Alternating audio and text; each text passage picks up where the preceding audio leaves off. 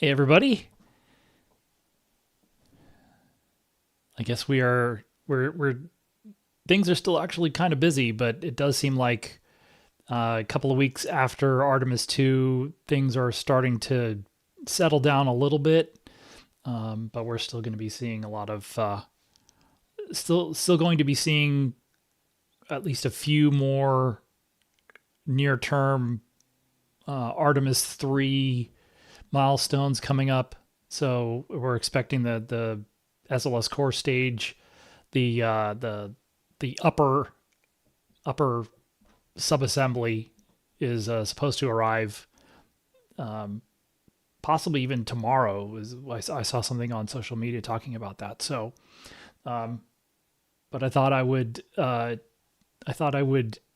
just quickly run through today. I think a lot of this is somewhat repetitious at this point. We did. I'm trying to think when I guess the post-flight assessments. It seems like it was longer ago, but the I guess that initial post-flight assessments um, news story was published by NASA at the beginning of the week. We have a little bit better idea about where the three programs that just completed Artemis II, now they're turning around and getting ready to fly their piece of Artemis III in about a year.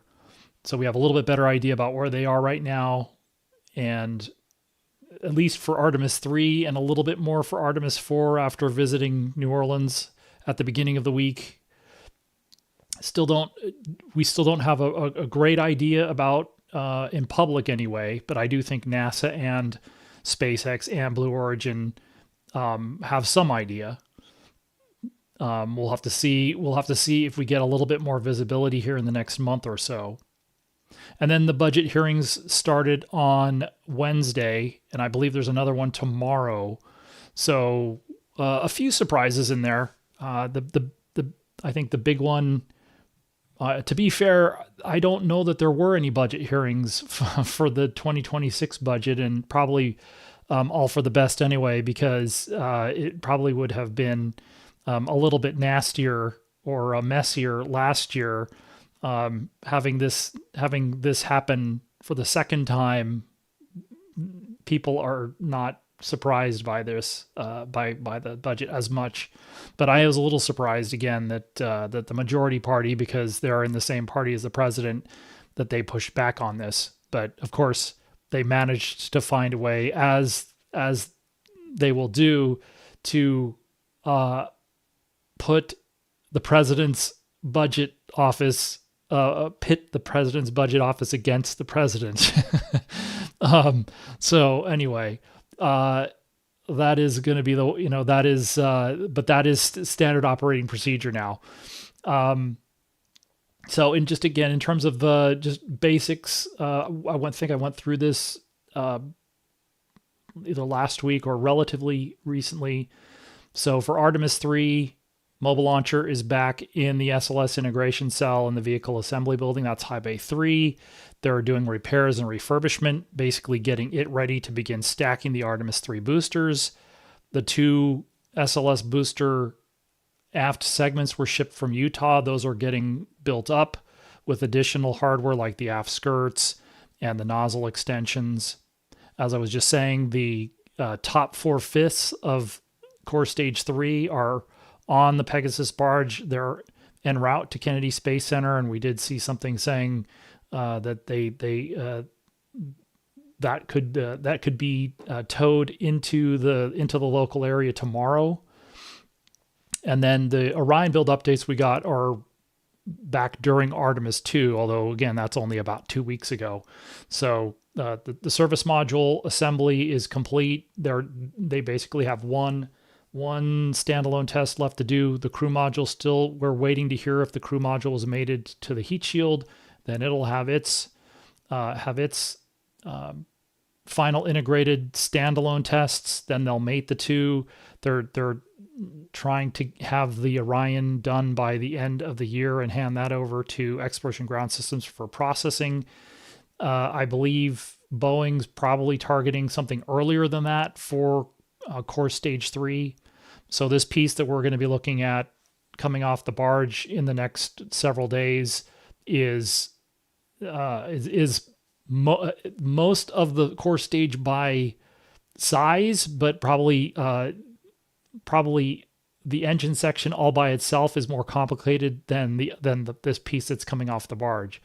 So really, in a lot of ways, we're looking at being into stacking for Artemis III by the end of the year. I think well into stacking, if not by that point. But there are some important questions. Obviously, we need to find out what's going on with the lunar landers, but we also need to find out whether NASA is going to fly an upper stage on SLS on this mission, or whether they're going to fly what they're calling a spacer. And then for the spacesuits, I think that's there wasn't as much, and I went into this in the video that I released this morning. There wasn't that much in terms of status in the Office of Inspector General report. It really was more historical context and historical projection.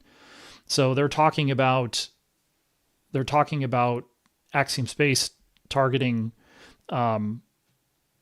readiness by the end of 2027, which would be very tight for an Artemis IV launch, but that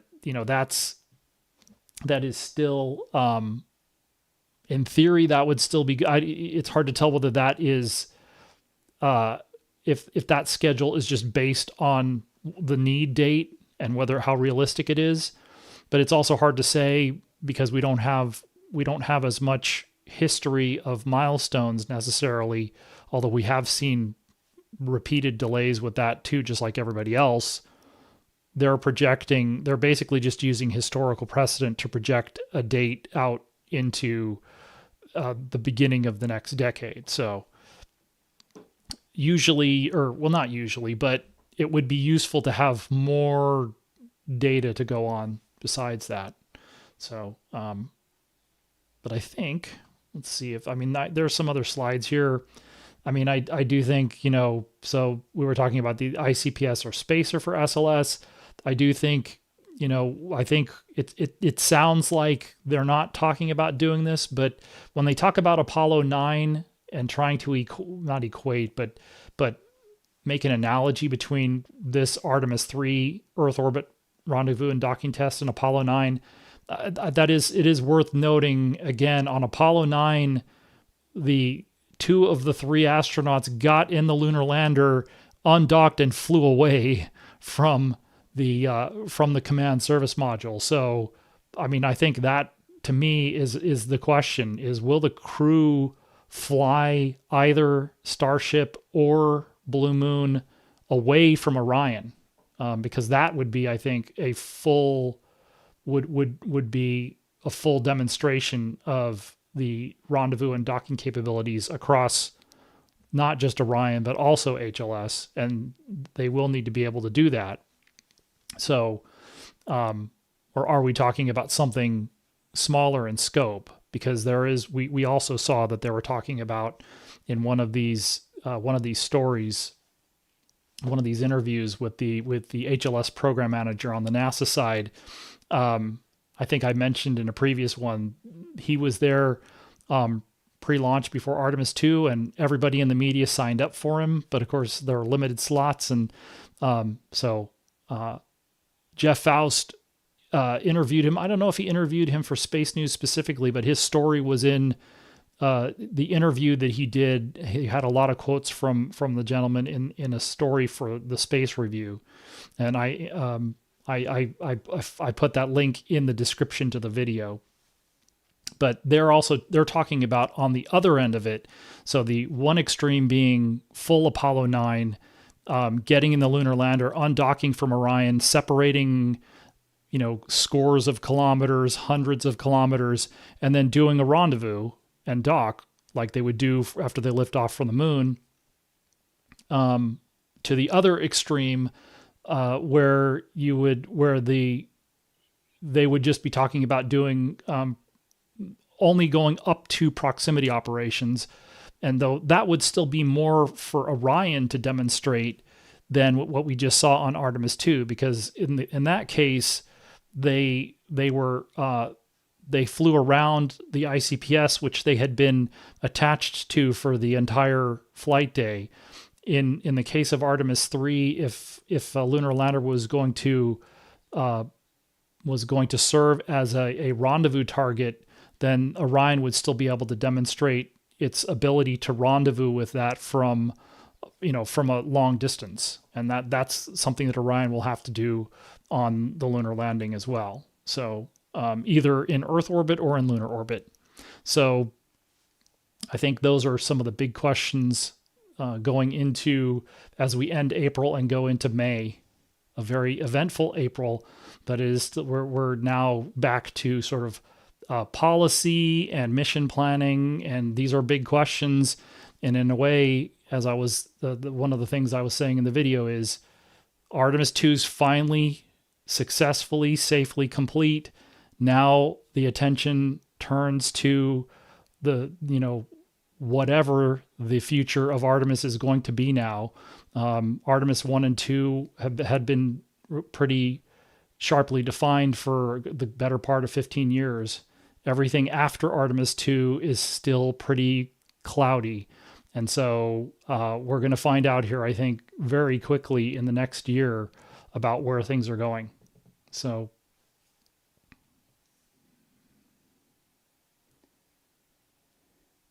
the question about let me see if I have that, the OIG report on the spacesuits.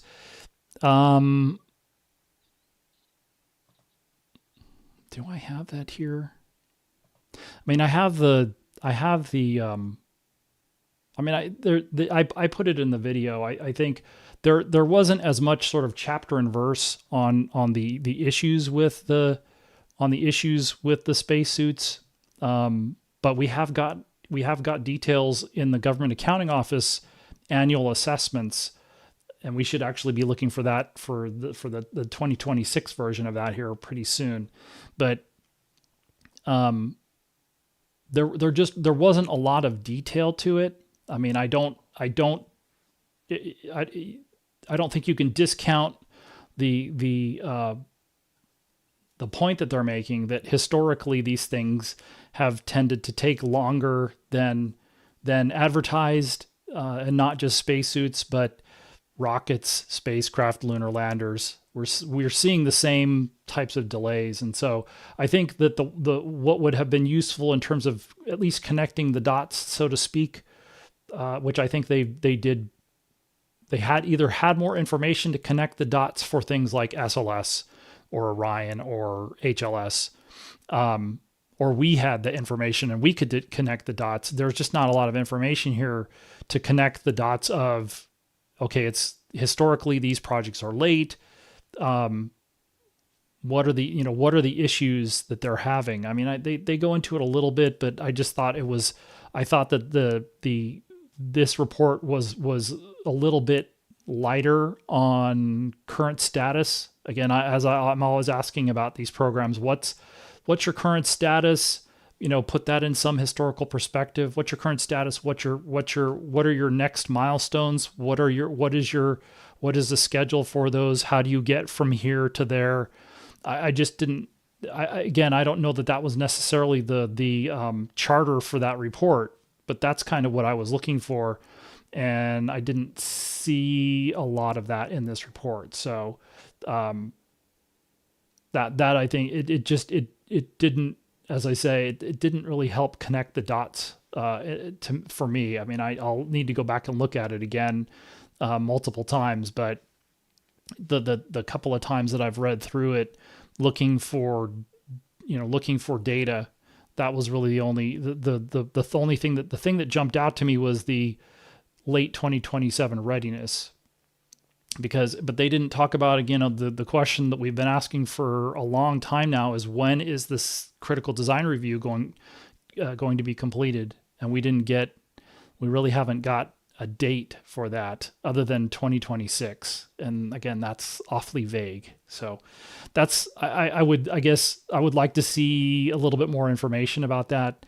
and it's possible. I think I mentioned this, and maybe it was in a live stream for the channel members, but I will not be surprised if it turns out that we find out about critical design review purely in hindsight. So we will hear from NASA and Axiom Space after they complete it, but we at least have some historical, at least a little bit of historical information from those previous Government Accounting Office annual assessment reports. So critical design review at one time was 2025, then it was early 2026.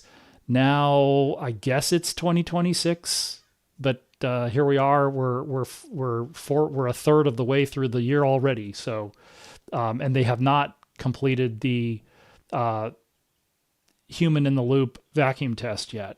And one of the things that was in the OIG report, was that that test will require that person to stay in the suit at vacuum for 4 hours. And then later on, they'll have to demonstrate 8 hours for the design certification review right ahead of certifying it to fly on the lunar landing mission. But I mean, 4 hours is a significant capability to demonstrate. And so, we will that'll be a huge milestone. It's just, as I said, I'm afraid we're probably not going to know about it until after it's already occurred. So.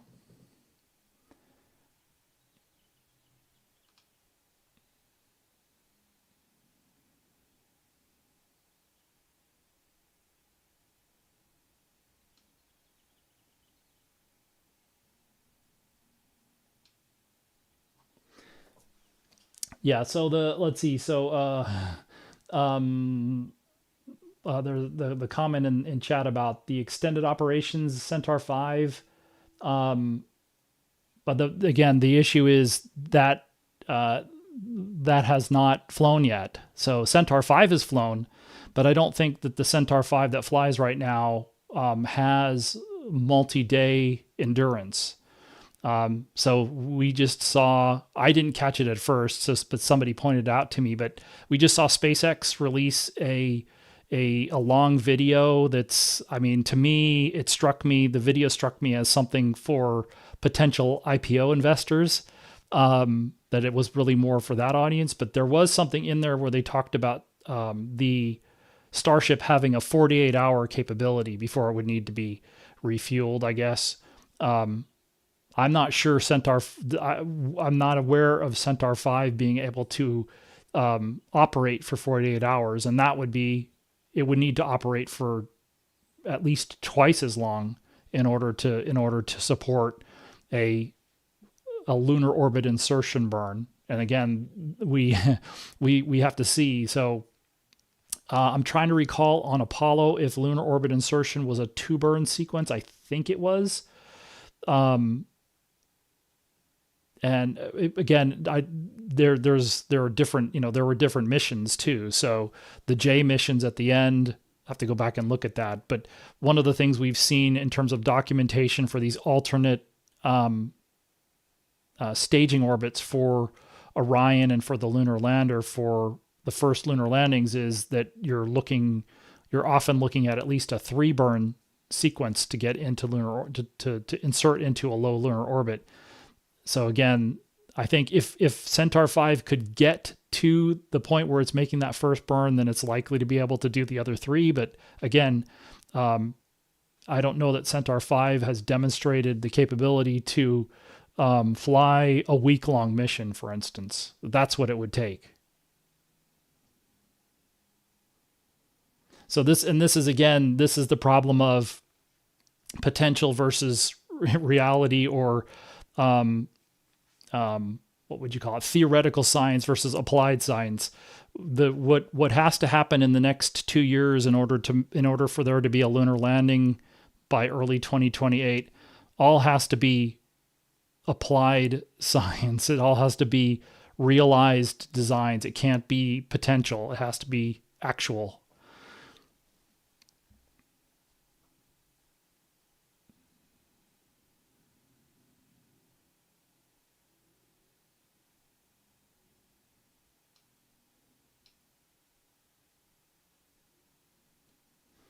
So, and then that's the other thing. I think there was a lot of folks for the spacesuits report talked about the what was it, 2031? I guess as late as 2031.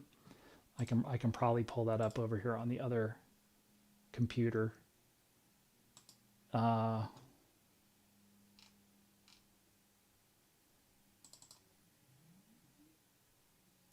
But I mean, we've seen numbers like that thrown, or we've seen dates like that thrown around for the lunar landers too. So again, I'm not sure. I mean, again, that's just a guesstimate that I don't know what the basis for the OIG estimate is. I think it's just historical averages. Yeah, it's historical averages. So, but I think they've applied, if they applied that logic or that rationale to the lunar landers, you probably see something very similar to for HLS. So I don't know. It did not strike me as it did not strike me it strikes me as concerning, but I don't know that it struck me as hugely concerning. To me, I would still say I'm more concerned about the landers, and to be fair, it may just be because we lack data that NASA does have internally. But to me, the lunar landers are a much more complicated, much more challenging engineering problem to solve. It's not a single problem, but I mean, it's a much more complex thing to deal with.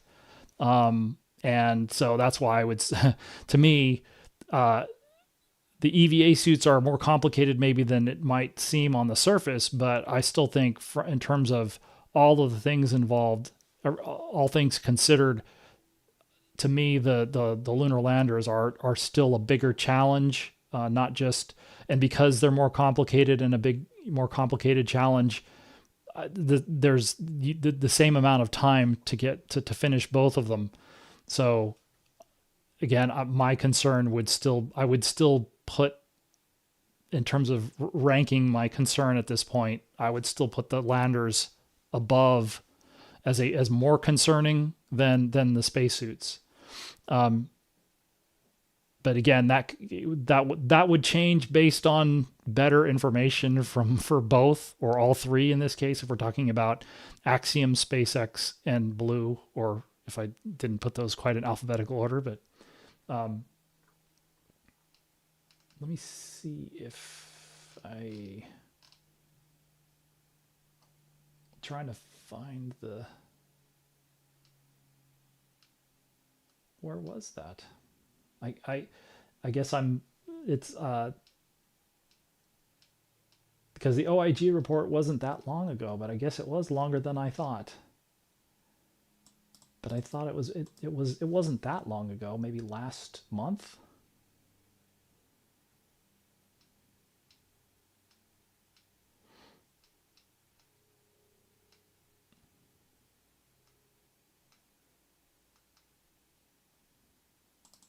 Yeah, so it was 004.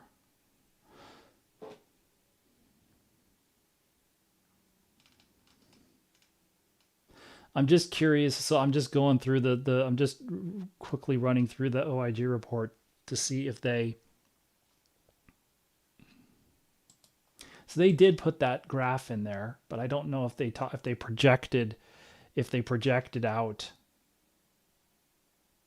See, that's interesting. They didn't project as much as they did they've done that in the past. But again, it's the I think the previous HLS report, which was fiscal year 2022, but it was very early in that, so it was calendar year 2021. So that's so long ago now that I mean, some of it's relevant, but it's very stale. So anyway, I would need a lot more information to conclude and it would be hard to conclude because we aren't going to get conclusive information. But like I said, I'm still more concerned about the readiness of the lunar landers to be ready to do that mission than readiness of the spacesuits to do their mission. Because again, just from a scope standpoint and a complexity standpoint, the lunar landers have a bigger challenge, in my opinion.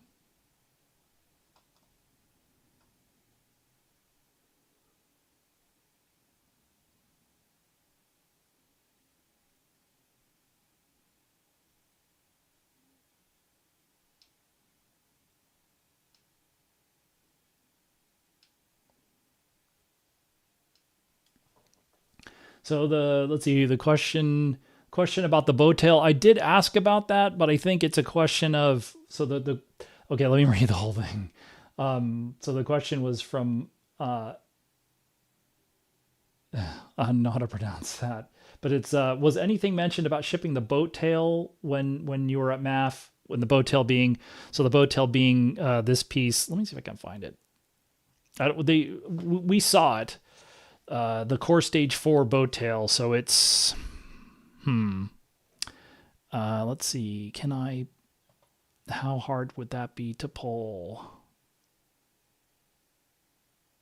But it's the extension. Actually, what's kind of interesting is, well, that's a little bit too much of a tangent. Well, for now, maybe I have a picture of it. But the shorter answer is, so,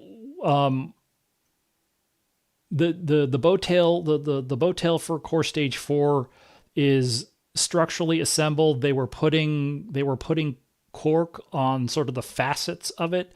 It was, I believe it was right side up, so to speak, but we couldn't see, it's not that tall, so we couldn't see the aft face of it, to see whether they had cork on that. But they had not put the Hypalon white paint over the cork yet on the faces that we could see. So there we go. It's good enough in theory.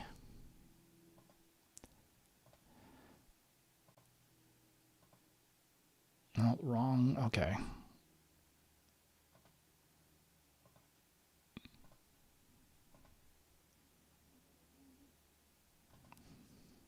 Right. So it's, and it's showing the engines and the engine power heads in this drawing. Of course, again, the engines, the boat tail is shipped without the engines, but this is just trying to put it into context with the vehicle. So that part of it boxed there is the boat tail. And so they didn't really have they didn't have necessarily an answer for it, but I think, if I had to guess, it'll probably be next year, but I guess we'll see. We'll see how quickly they need to turn the fourth core stage build around. But because the build that's, my understanding is that engine section is still in the transfer aisle. So they're still working on the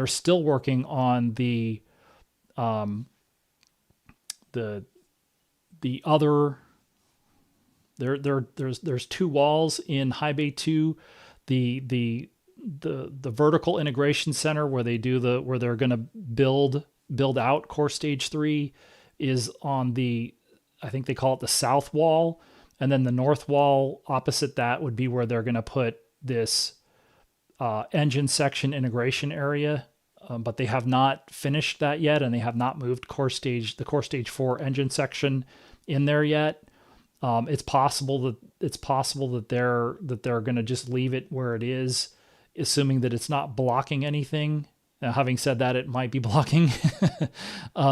Maybe they have already moved it in there, or just moved it out of the way. It's actually kind of an interesting question, because the pictures that I saw, it was actually pretty close to to High Bay 2. So that actually is kind of an interesting question, but they're going to need to ship that in order to sort of finish the engine section integration for core stage 4. So that will be an interesting It's an interesting question because that would it would be interesting if they would ship that all by itself. Typically, they like to ship other hardware, and so they shipped the Core Stage 4 engine section barrel with the Core Stage 3 boat tail, and this would have been back, wow, almost 2 years ago now. So I get it's a year and a half going on 2. So this has been like end of the summer of 2024 is when they shipped that hardware to from New Orleans to the Kennedy Space Center. They could do that if necessary, but they didn't. But they did not have a time frame for that. But it's going to have to get there relatively soon. But having said that, Boeing has juggled these builds and tasks around a lot, so they can probably work around the boat tail for a decent amount of time. I just don't know whether they could stack the barrel and the boat tail in that new tool.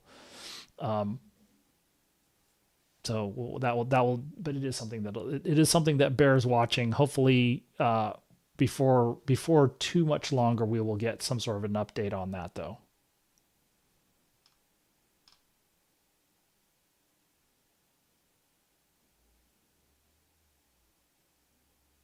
Right. So the Aces version of Centaur, it's not that.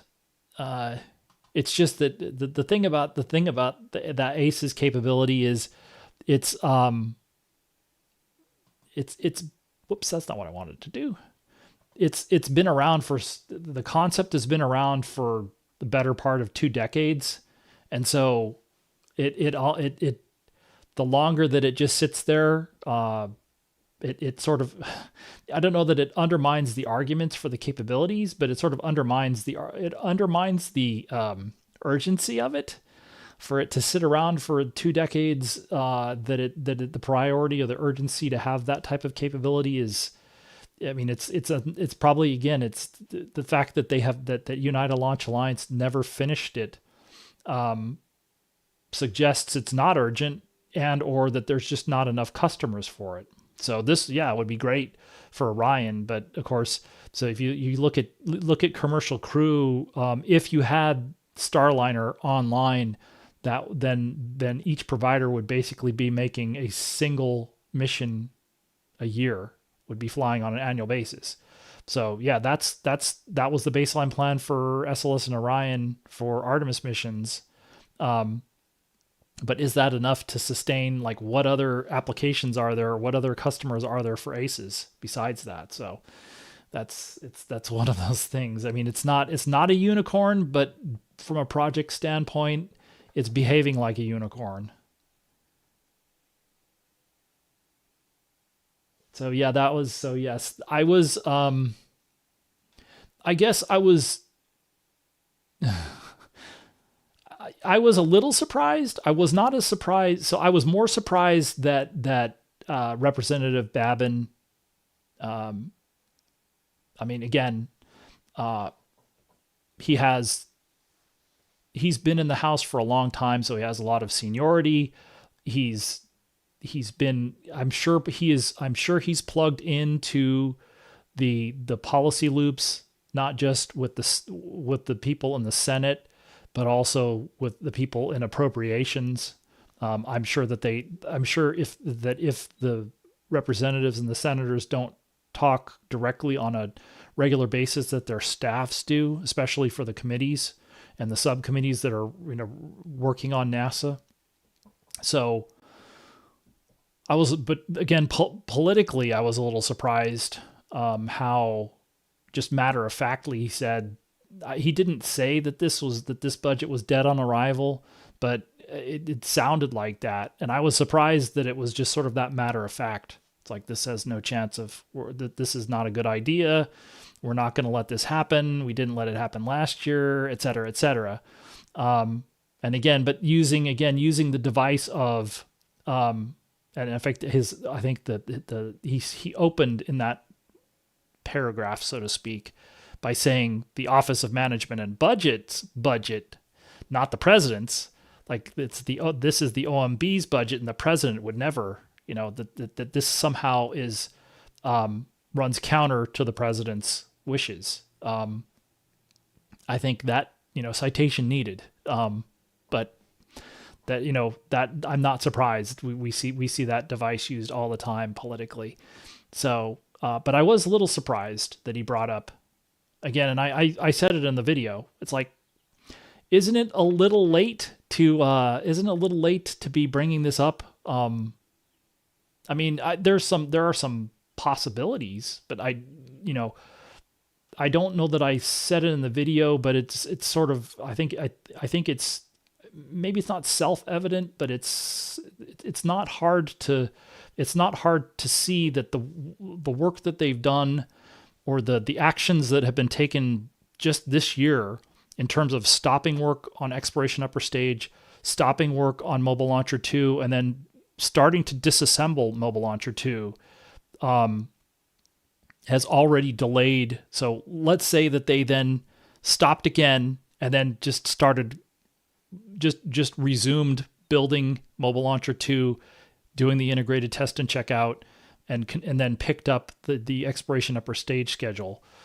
Let's set aside that would conflict with trying to get 3 more SLS vehicles done in the next 2 years or so.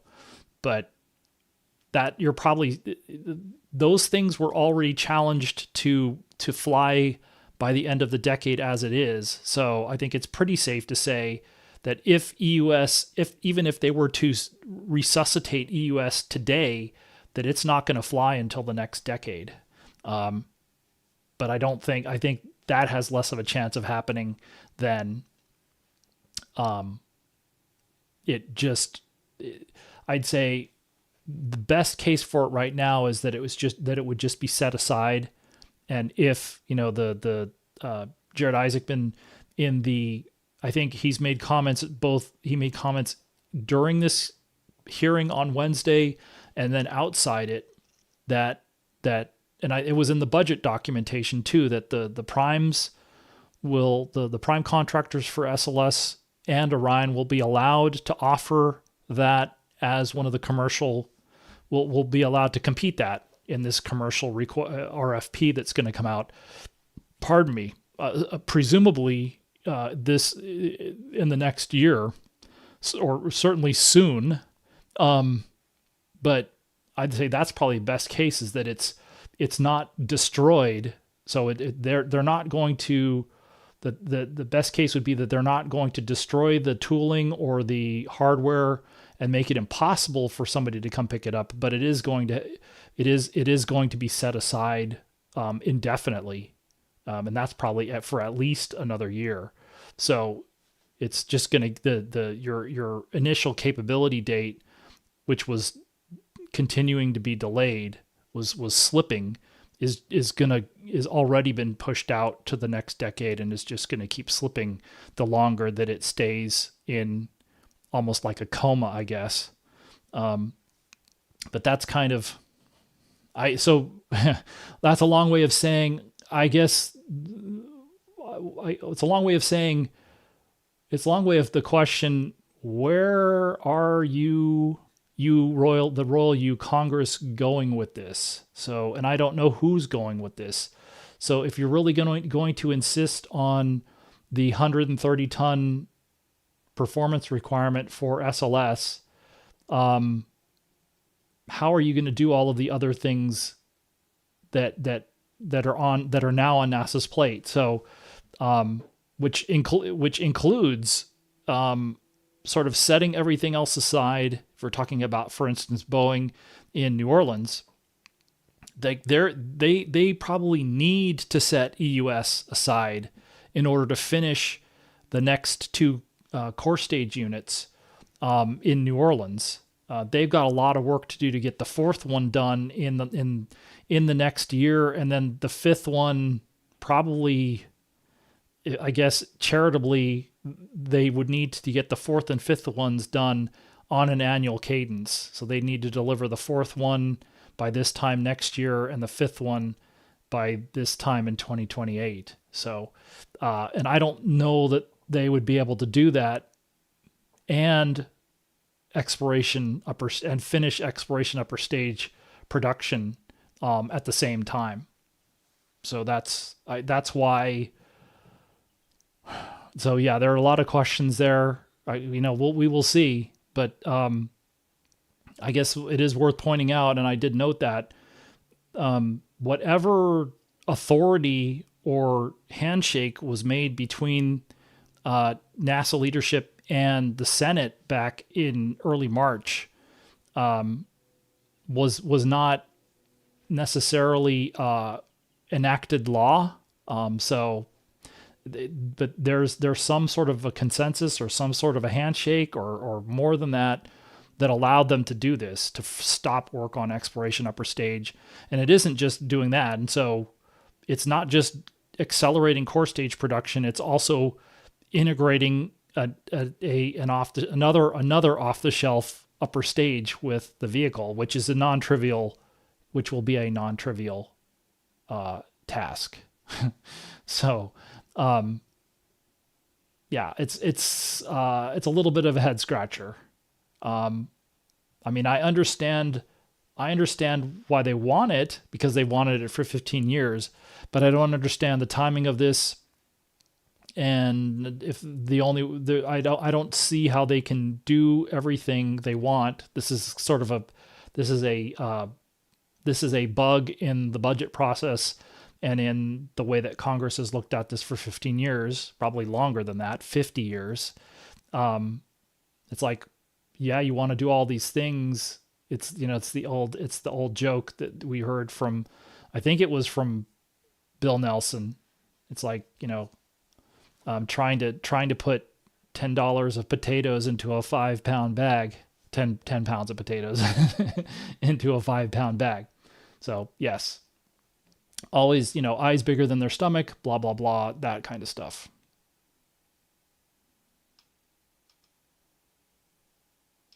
So yeah, I'm curious to see where they go with that, if anybody else runs with that.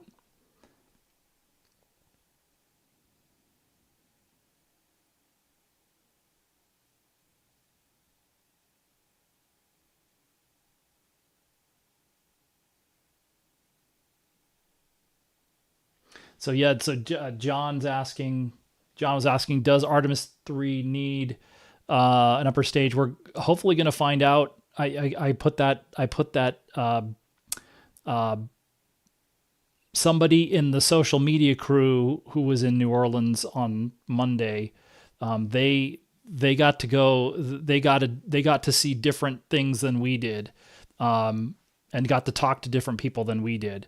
And so they were talking to leadership, and this person, which was cool, asked a question that I don't think we were necessarily going to get very far with in the traditional media. But Dr. Lori Glaze, I think she said, again, the way I heard it, it wasn't in the coming weeks.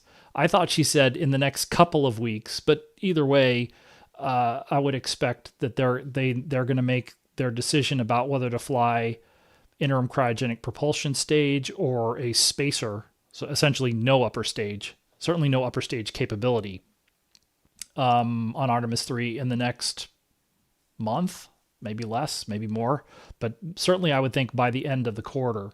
So by mid-year, they're going to have to figure it out pretty soon if they're going to just start stacking SLS, because you'll very quickly get to a point where you need to know what you're going to be putting on top of the core stage. So, there's a lot there. So that choice informs whether you're going to do a low Earth orbit or a high Earth orbit mission.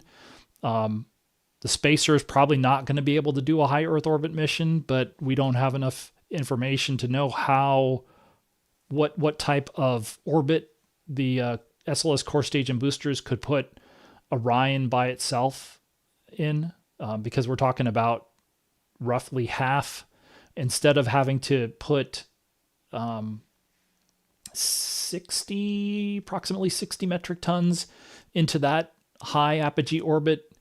Now you're talking about approximately half of that. So I don't know how high they could do that, and I don't know. It's possible that the performance limits on the core stage and the boosters are not the constraining factor. It may be the reentry footprint, and so the ceiling, the apogee ceiling for the vehicle might be based on disposal requirements. So we will have to see that will be a big deal in terms of mission planning and what type of mission they're going to fly on Artemis III.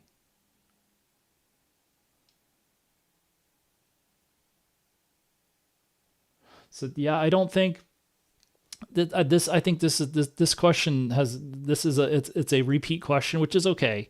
The question being, will Starship HLS be tested in a vacuum chamber? It's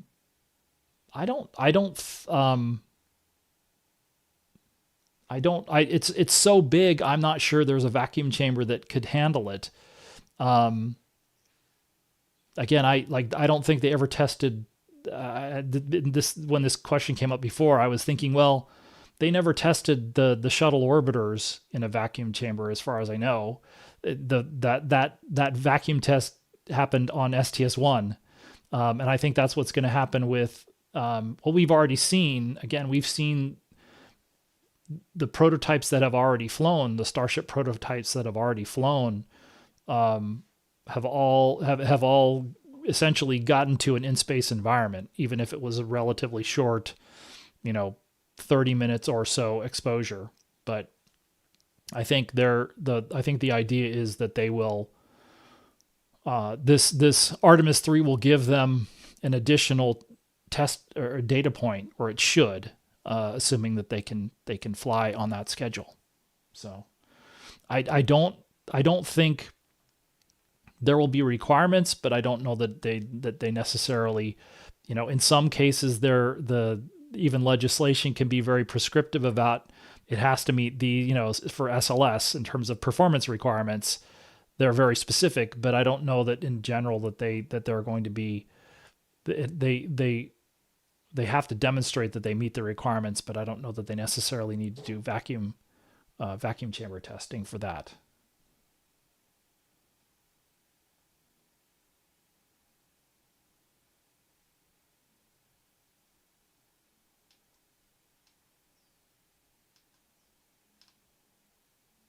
I saw there was a note about, okay, here we go.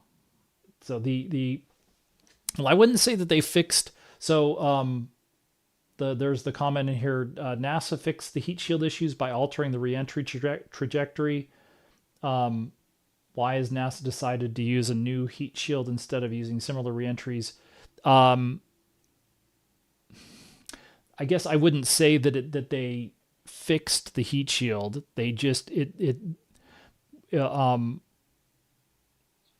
skip reentry gives them more flexibility because you don't have the same amount of capability to do like weather wave offs. So we've seen this multiple times with Dragon returning from the International Space Station, and even to some extent the space shuttle, to a lesser degree,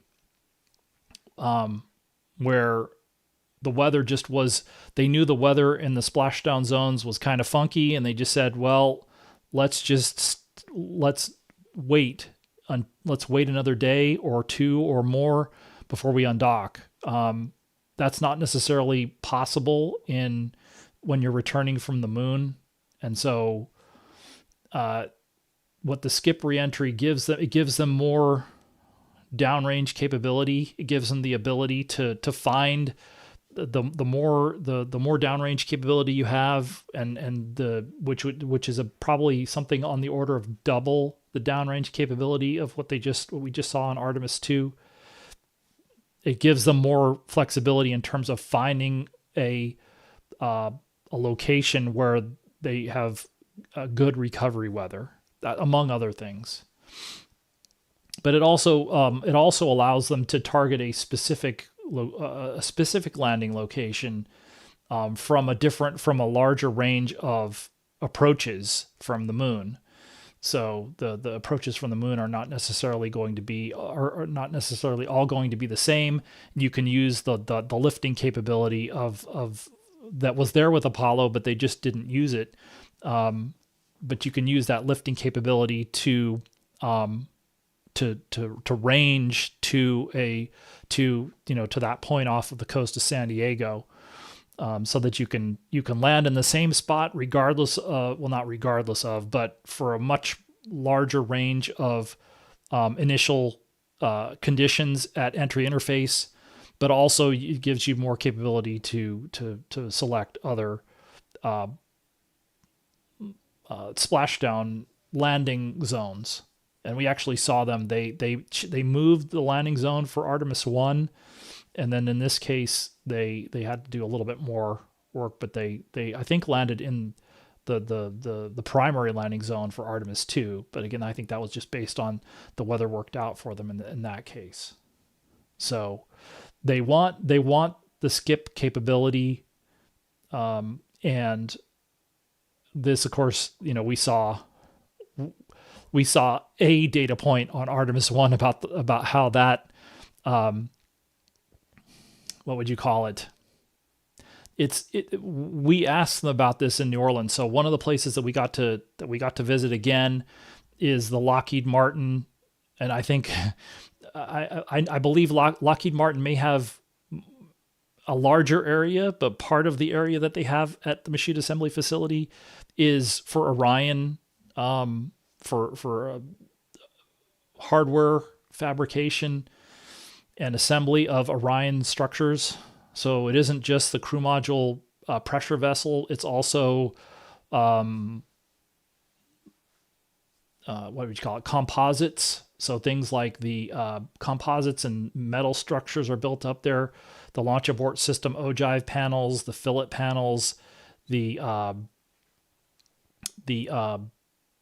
so that's and that happens. The ogive panels are essentially the crew module launch fairing, the service module launch fairings, or those three panels that separated.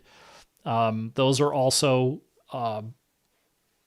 assembled or built up, because I believe they're still composites in New Orleans, and that's also where they fabricate the Avcoat blocks. And so one of the things that I wanted to just double check on was.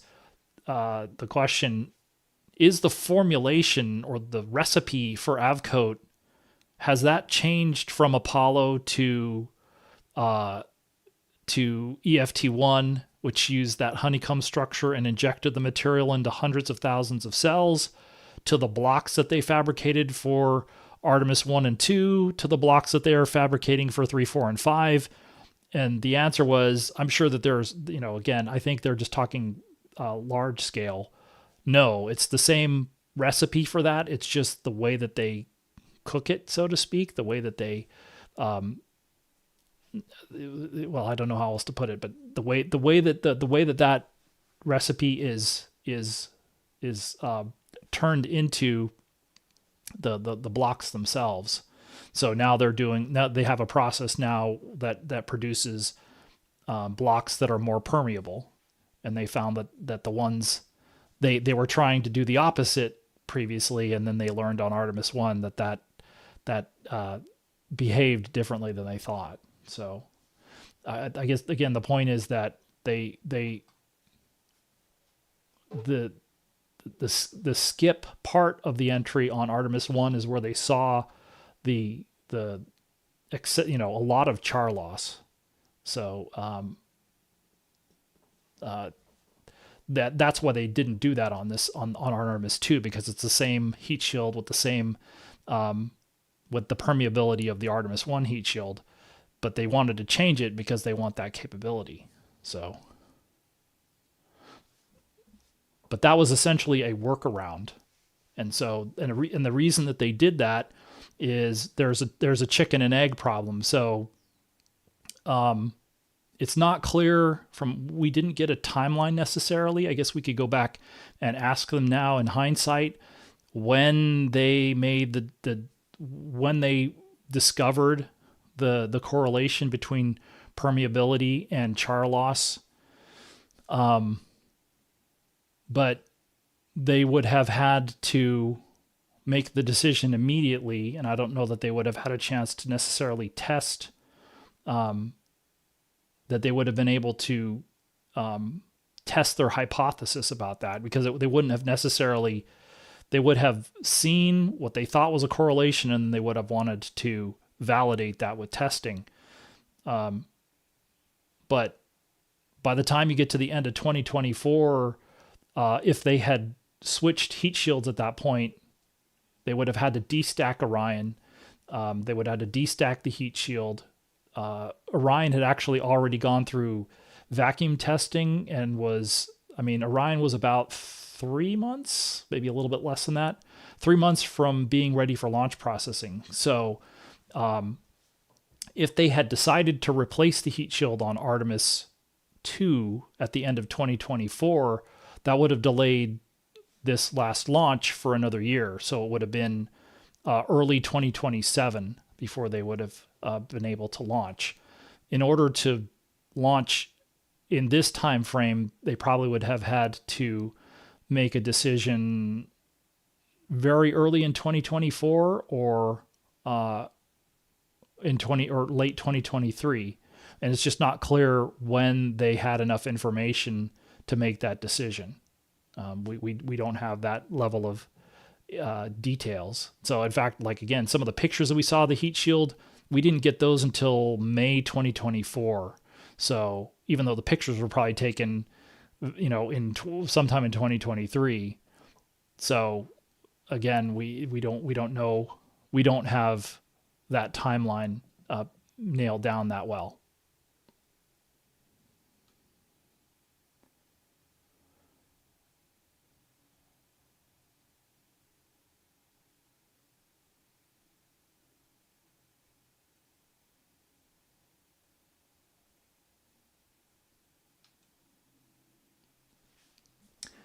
So there's the question about the CLIPS stuff. I'd say the problem with the so to speak, the problem with the CLIPS stuff is that it would be like trying to cover just HLS. And so it's sort of it's just there's not a lot of reward for doing it, because it's all private, commercial, secretive. And so, I'm not sure I would have lasted this long if I was just covering, HLS, because I had the same problem again on Monday, which I knew going into it. So it was a NASA representative who was sort of a liaison with Blue Origin, but I think, obviously he's in the Human Landing System program, which oversees both of them.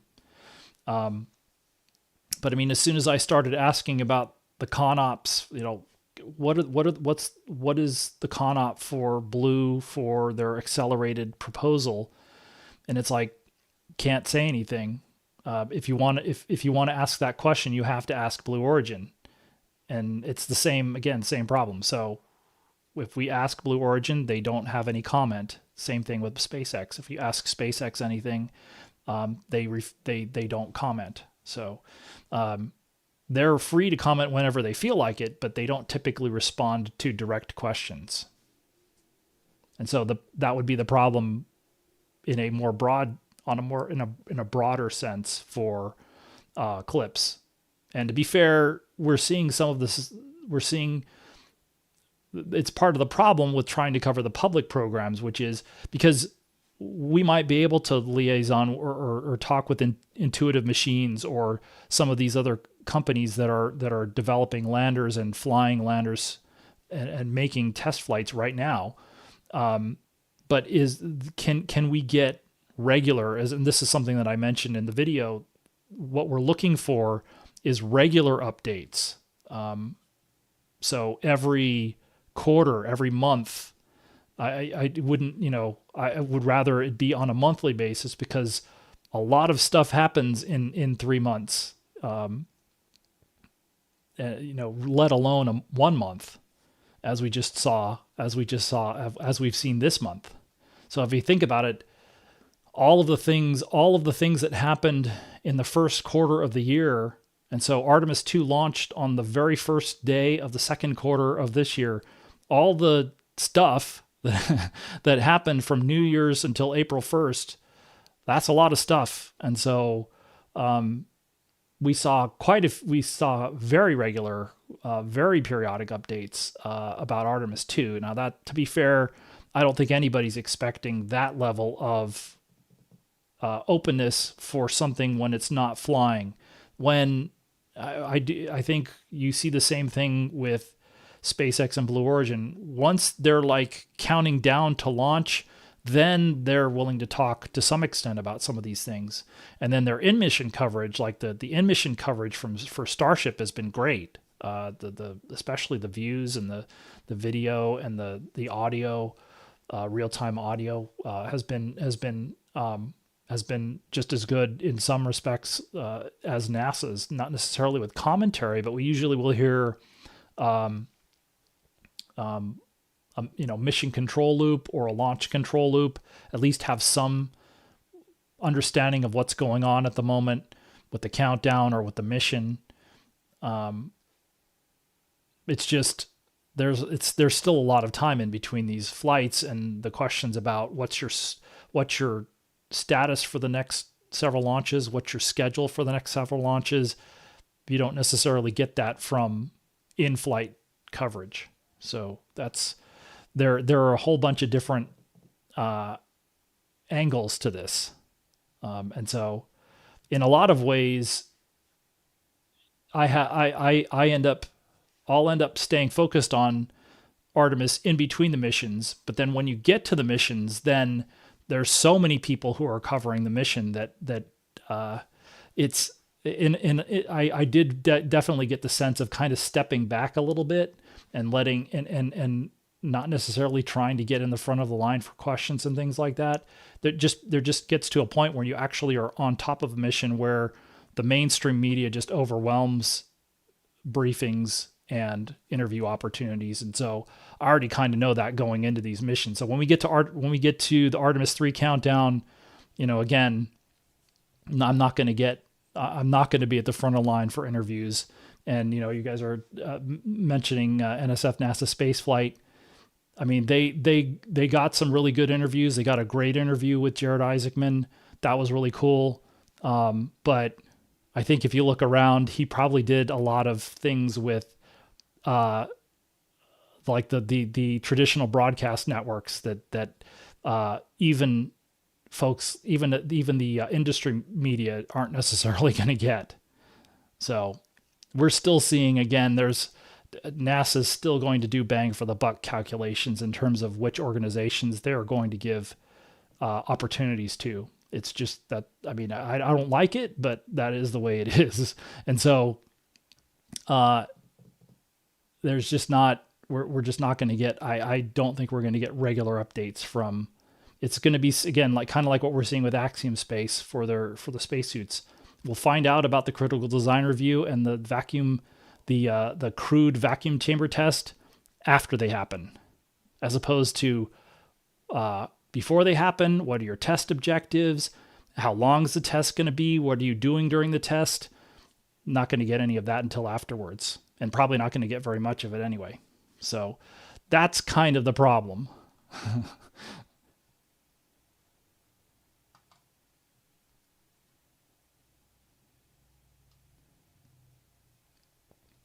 So the question about why can't they use the Saturn V? Saturn V was really expensive. It's actually as expensive as SLS is. I think Saturn V probably was more expensive for its time, and that's again part of the reason why Apollo was canceled, is because it was more expensive once you achieved the goal, the political goal that everybody was aware of. People were like, okay, we're done. And if it had been relatively inexpensive, maybe they would have continued to do it. But I mean, we're still seeing the same problem here. The government does not want to does not want to pay for everything completely. They're looking for industry partners to take over the load, give them a financial incentive. And the advantage for the government is they don't have to pay as much. But part of the reason they want to do that is because there's no appetite to pay the amount of money you would have to pay to own and operate the entire thing, which is what we saw in Apollo. So Saturn V at the time, you wouldn't build a carbon copy of it, but it will probably be,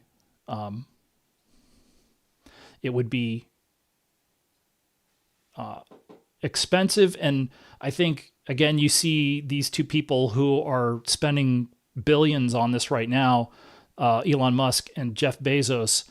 I think if the Saturn V design was really well done for not just for its time, it's just you see what Musk is doing with Starship has I think very quickly pivoted from sort of early Falcon designs to reusability. And so Starship has been designed with reusability in mind for the entire time. And so I think if he had thought that the Saturn V type of design still made sense in the 21st century, he probably would have, I don't know, they would have necessarily done a carbon copy of it, but it would have been the same type of design. But you can see he's going for full rapid reusability. And you see, again, this may not be the only design that could satisfy those requirements, but they're optimizing for that. And so I think, again, that's another reason why we haven't seen the Saturn V resurrected, so to speak.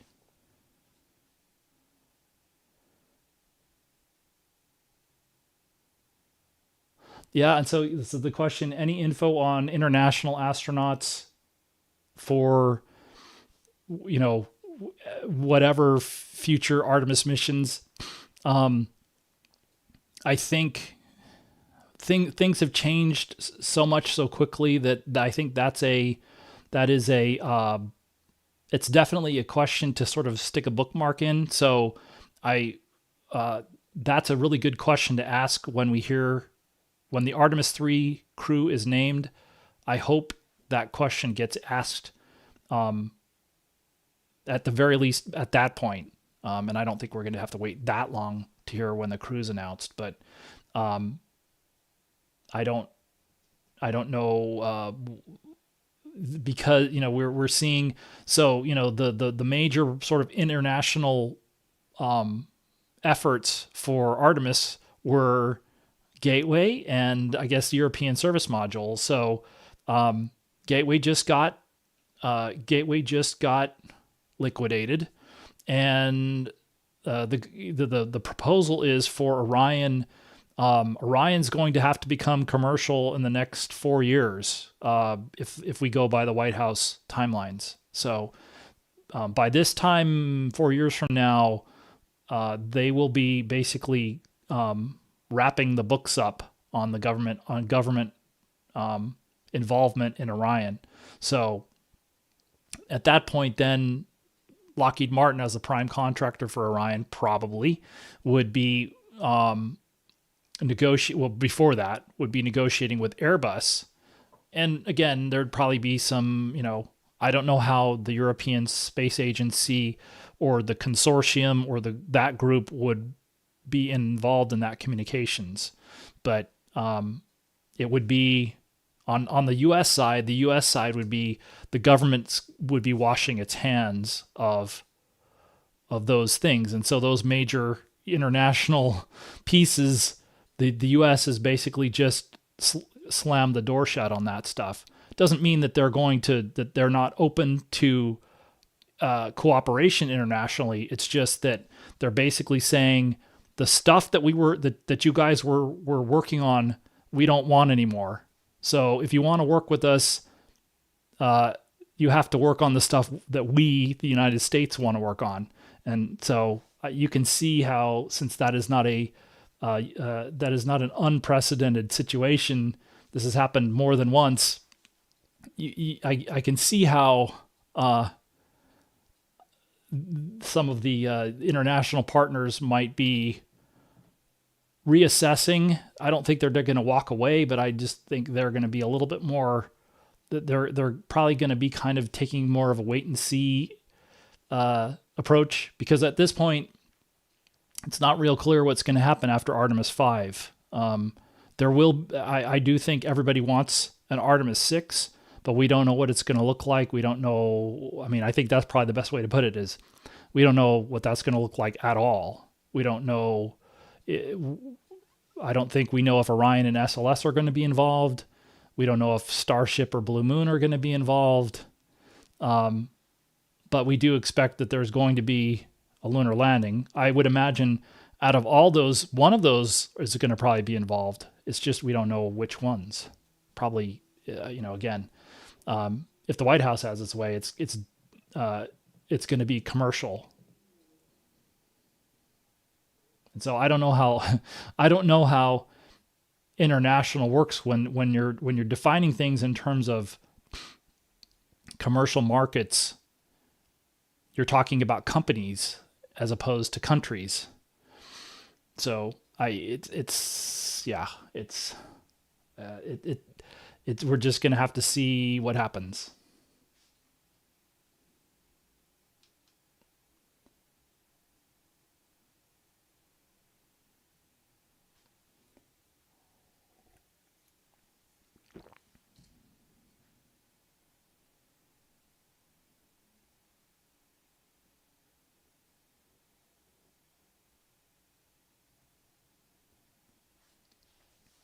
So let's see. So somebody's mentioning, somebody's saying that the FY 2027 budget request documentation mentions Blue Origin completing a Mark II integrated structural test adapter sometime next year. I mean, the thing is, again, the Mark II architecture, I should be able to bring that up. So there's a difference between just the lander, the Mark II lander, and the Mark II architecture altogether.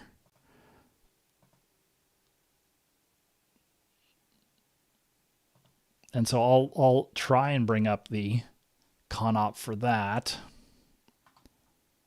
Come on. Oh boy, lost my cursor. That's not good.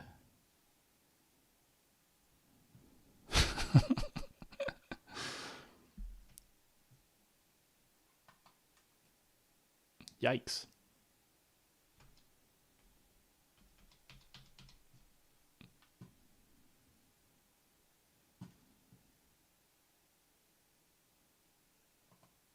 Try it. Yikes.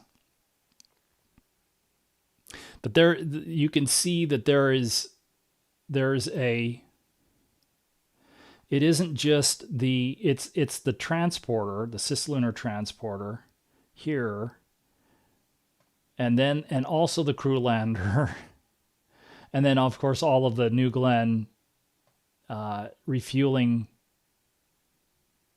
This is going to be tough now. Yikes.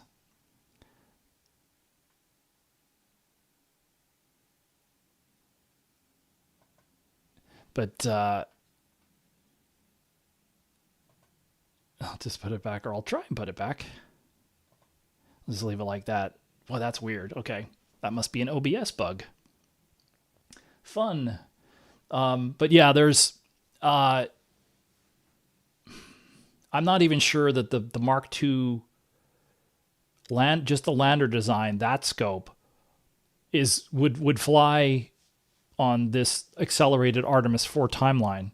So again, it's sort of what's the context involved in that? So I think one of the things that's become very noticeable in the PBR documentation is that at the beginning of the decade, the PBR documentation was actually very useful in terms of providing status information. You would find look-aheads for the current fiscal year, and then the fiscal year that they're doing the request for, and what they expected to be done by then. But I think what we're seeing is the effect of commercialization and all that information being proprietary. Less and less and less of that information is being included in the PBR documentation. So that's so the problem with the problem with that is, I don't know. I'll have to go look that up though. It is worth looking up. I don't know whether that refers to the third lunar landing, which is what Blue Origin was originally contracted to do. So the Starship was supposed to do the first lunar landing, which was the HLS Appendix H Option A, then Option B for the same appendix, and then Blue Origin was the Appendix P, sustained lunar development, I guess. So I don't know if it's the SLD stuff with all this architecture, or if it's the lander, which again we don't know for sure, but the rumors are that the lander is not a pure, if so to speak, Mark II lander design. That it's sort of a hybrid.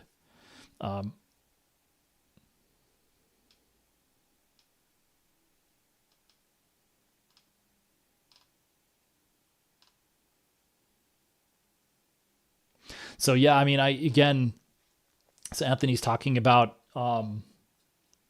Mobile Launcher 2 and I guess preserving the hardware, so you can disassemble, not completely, but I mean you can, like, they've also far all they've done is take, well, that's not true. So far we've seen them remove multiple umbilical arms off of Mobile Launcher 2. Of course, that means that they have to be, they have to break all of the functional connections, and then the structural connections, and then you remove it.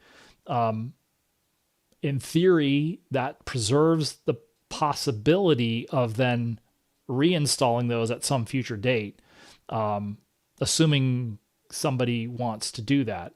The question is whether, well, I guess the bigger picture question is, what can NASA leadership do, and what do they want to do, and what are they, what can they do legally, and what do they want to do? I would imagine as long as the cost of mothballing it is relatively low, that they wouldn't necessarily take steps to destroy, if they're talking about a commercial interest, maybe that is, as Anthony's talking about, the joint venture between Boeing and Northrop Grumman, that, again, I don't know that it ever died, but in terms of discussions, it certainly seems like the discussions died in terms of the quote unquote commercialized SLS. I don't know what they're going to do with that now, but I totally understand the concept of they may want to preserve Mobile Launcher 2 and Exploration Upper Stage for some later date. But, that's, again, to me, it isn't so much that as, are they willing to spend the money to sustain the entire SLS infrastructure without any government help after 2029. So the SLS money runs out at the end of the decade, and they're going to go down to, they're going to get, I think it was somewhere around $1.5 billion was what the White House proposed. Now, again, let's see what Congress does, but the White House proposed, I think, a little bit over. I guess it would be. I have to go back and look. Actually, it's an interesting question, because the money in the big beautiful bill was $4 billion across 4 fiscal years. This was at about $1 billion a year. And so it looks like the White House has added $1.5 billion, which would give, and that would probably be for Centaur 5 integration and on everything else. So production, et cetera, et cetera. But then after this year, it drops back down, actually drops down again. These would be the lowest levels of funding that I think SLS has ever seen, which is still a lot of money, but it would be $1 billion in fiscal year 27. Is that right? 27, 28, 29, something like that. I have to go back and look at it, but I believe again that the money runs out. It runs out a year before Exploration Ground Systems and Orion. So is that enough money for, actually it doesn't really matter, because at some point they're going to have to take over financial control and operation of all of that infrastructure. So I think that the renting government facilities, I think, is probably the least of the issues. So it's, are they willing to afford that? So.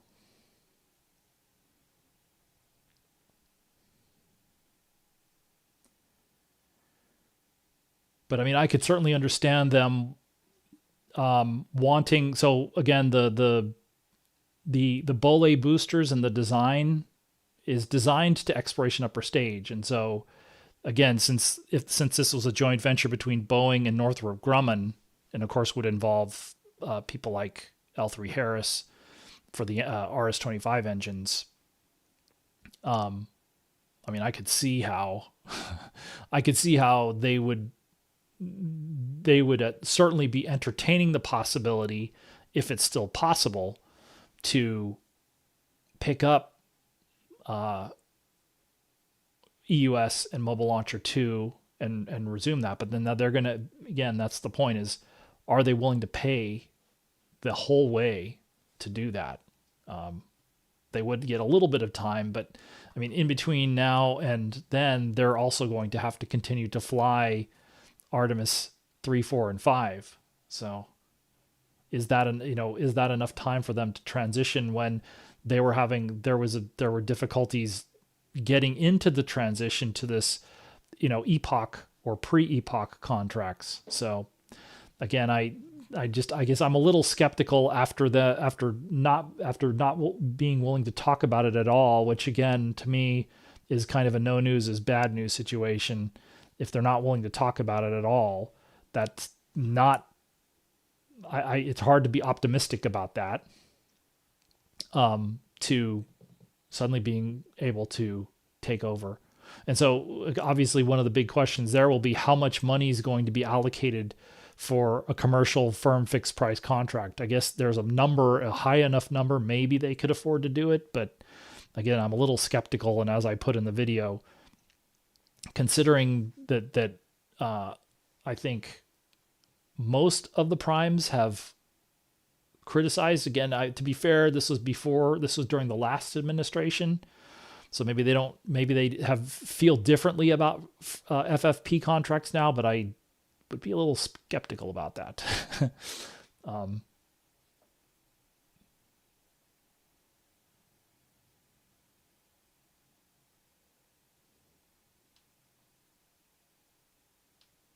So yeah, I could see that, and I could see what Anthony's talking about, where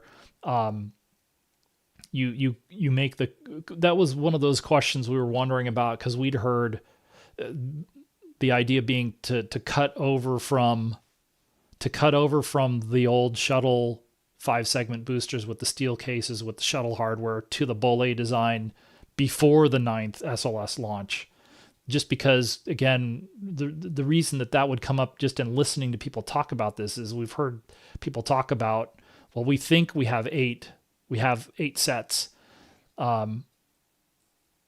based on, looking at inventory, because it isn't just the cases, but it's also the hydrazine for the thrust vector control, the hydraulic systems in the aft skirts.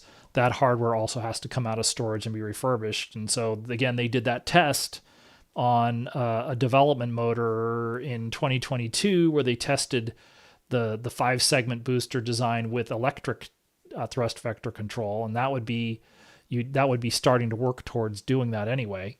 So again, I can understand the thinking behind it. It's just, again, it's the execution and especially the financial execution that's going to be a question mark for that.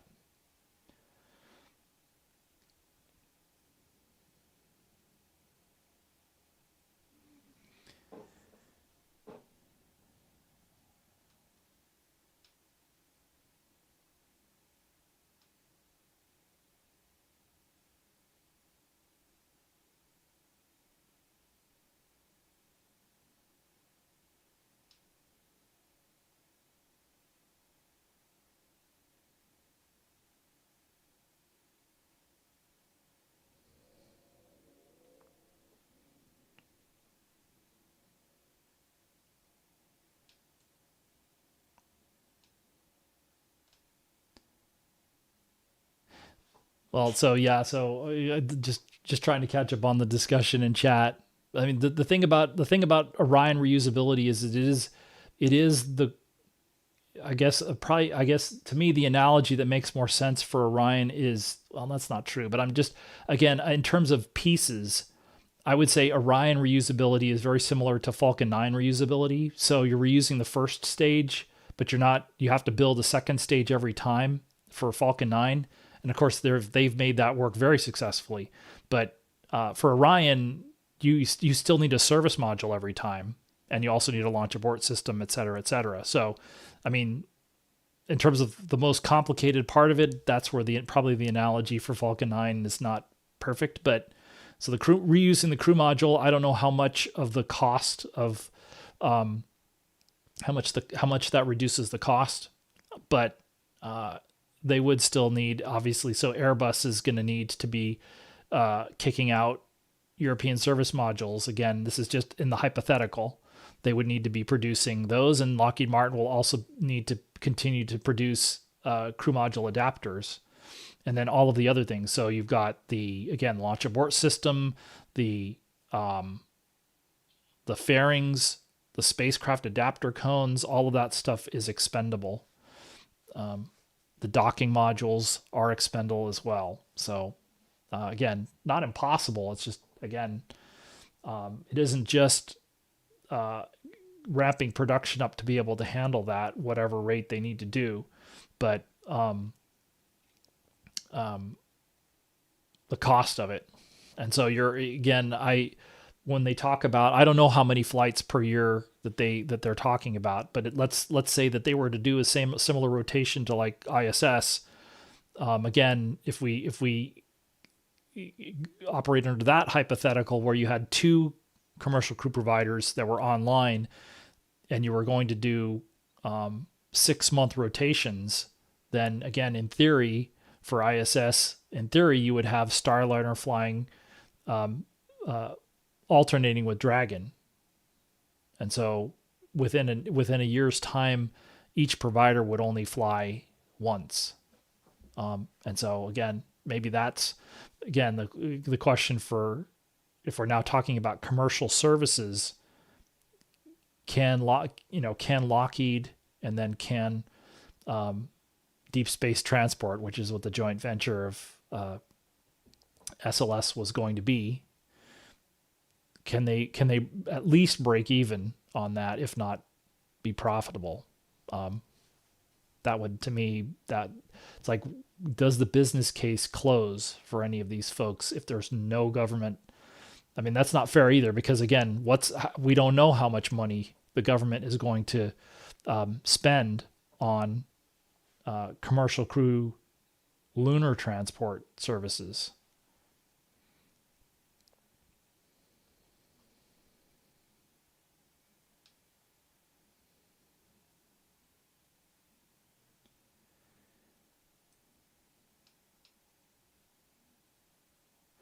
So yeah, there's been some discussions about corrosion with some of the modules that Thales Alenia Space has fabricated. So it wasn't just the hull, so to speak, for the habitation and logistics outpost. There have been some reports now of other structures, but I think it's kind of a it's there's not enough information.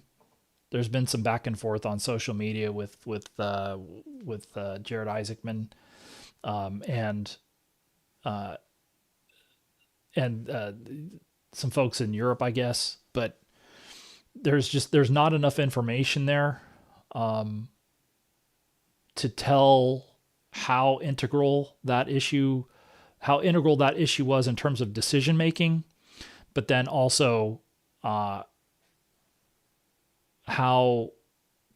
bad it was, how bad it is. So, but we did hear reports that it wasn't just the Halo module and the IHAB. Well, it wasn't again the module, but the Halo structure, the structures for, or some of the structures for the IHAB module. But also, I think again, if I recall correctly, there was a report that the Axiom space, and maybe I don't remember whether Cygnus was also implicated in this or not. But we just don't know how bad it is. Again, because if you set aside the gateway question, then you still have Axiom Space. Axiom Space was building modules that were going to at least initially dock with or be mated to the International Space Station, and then possibly be unberthed or undocked later. So we don't know the impact on those. We don't know the impact on if it affected the Cygnus structures for the pressurized module or the logistics module. So more information is needed, I think. But in terms of whether those modules would be used for anything, I think that's certainly to be determined as well. I don't know whether it isn't just whether they could be used, but how much it would cost. And, but then, then another one of the things is, okay, so, well, I mean, Halo is a very interesting case because the contract has been renegotiated multiple times. Would there be, if the government was just going to buy them out, what would the cost of that be, if any? So that's I think, again, and it would be interesting, but I guess one of the things I would say is the Gateway program, certainly for the last year, if not longer, but it's been very difficult to get any information from the Gateway program. Again, I called it a blackout because we would typically get at best statements that were very vague. So, I mean, I was asking about whether Gateway was going to survive when we first heard these new plans that didn't involve Gateway for Artemis 3, 4, and 5. I asked what's the impact on the Gateway, and the response I got back never used the word Gateway in it. So, I mean, we now know what the plans are, but it's been very difficult to get. We never got an update on Halo integration after it shipped from Europe to the Phoenix area here in the United States. I think we got, again, I think there was some information that was disclosed at a public symposium, but that wasn't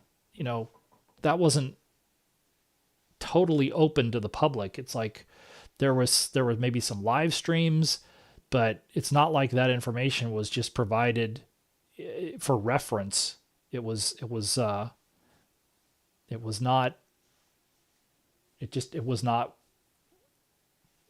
what I would call publicized or published. It was presented in a public forum, but again, it's not something that's easily found. I mean, you can find it, I think, in a YouTube video, but it's not, if you go searching for it, you aren't necessarily going to find Halo status. So yeah, it's one of the things that makes it so cloudy is just a lack of clarity about just basic facts and then details in general for Gateway.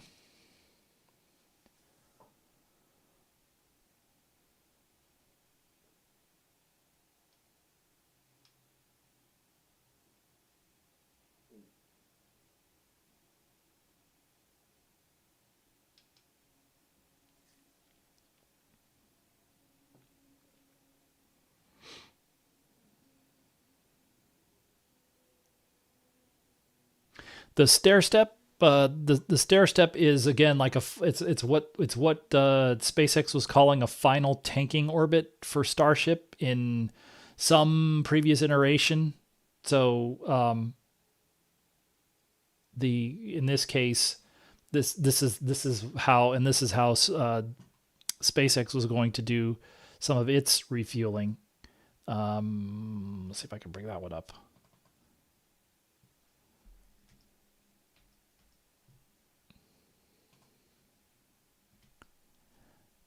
Yeah, so this is an old, but this is the old version of or an old version of tanker ConOps for Starship. So you had low Earth orbit, and again, this was a few hundred kilometers in that ballpark, circular-ish.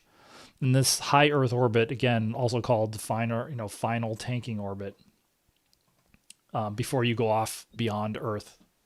But you do, again, it's because of the tanker, because of the way that the refueling needs to be, or way it needed to be done. Again, I don't know how this is impacted by next upgrades. So I don't know if they're talking. I know there's been discussion of at least the next version or next revision of Starship, a version or a fourth revision. It's possible that there's more than that already.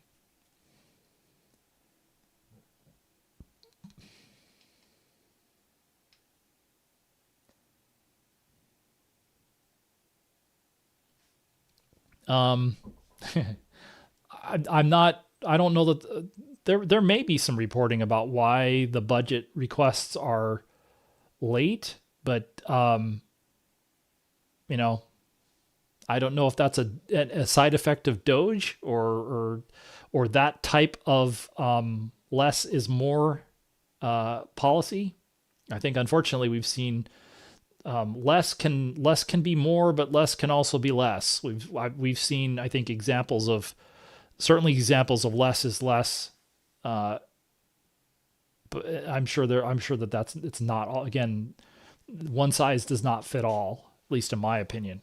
So, but just because you can make the argument either way. Just because less is less sometimes doesn't mean less is less all the time. But that also applies to the concept of less is more. So, but I also think, I don't know how much, you have when you have sort of anti-government folks operating the government, when you have sort of a self-loathing loop involved, I don't know that it, I think there's some,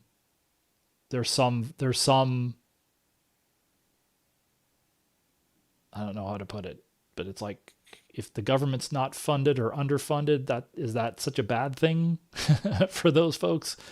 Again, look at the budgets. I think a lot of these things, I'm not sure that if you think that the government should be doing only the bare necessities, how much accounting is a bare necessity for the government either. So I just don't know how they've been in office for long enough that in theory they could do that. But I think, again, there's just like a lot of things, folks are like, Congress has just kind of shrugged its shoulders and said, okay, we're just going to plow ahead with our markups. So like, I think Congress is just like, give us your documentation, and then we'll take it from here.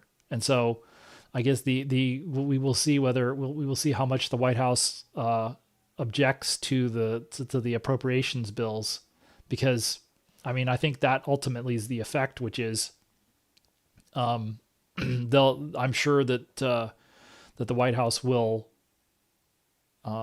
argue for some things harder than others, but where they're not willing to pick their battles, you're just going to see congressional numbers, because I think that's one of the effects of stringing things out is I think I think Congress is sort of like, well, okay, we're going to just have to do this ourselves.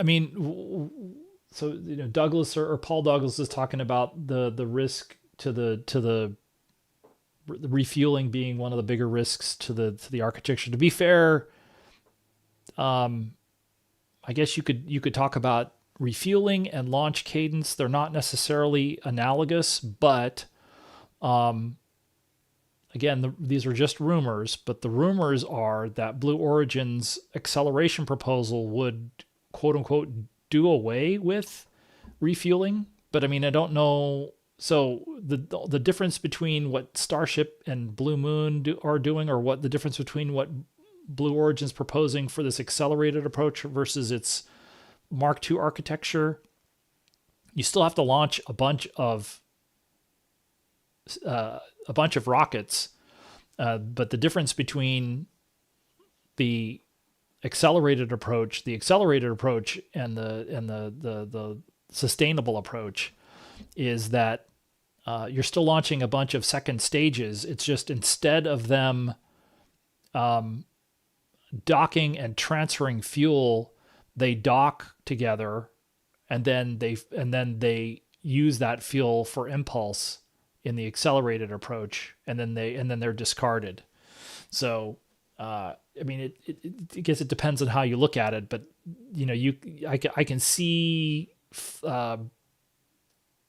functional similarities. It's just, again, instead of having the stages come up and transfer fuel to one stage, and that one stage then does all of the trans Earth to Moon transfers, lunar orbit insertion transfers.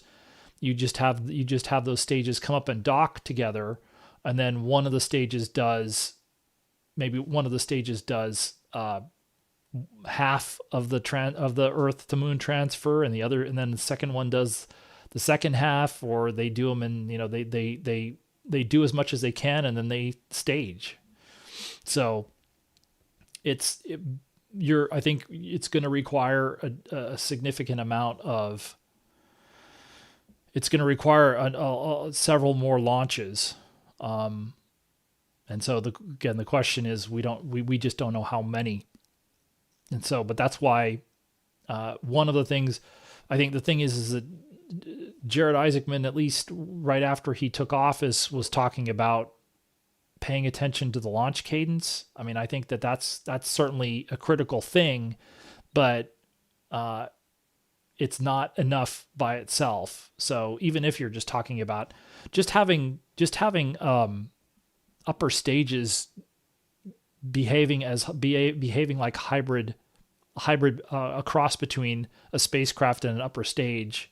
It's not ACES exactly, but I mean it's a cross between a upper stage and a spacecraft, is at least novel.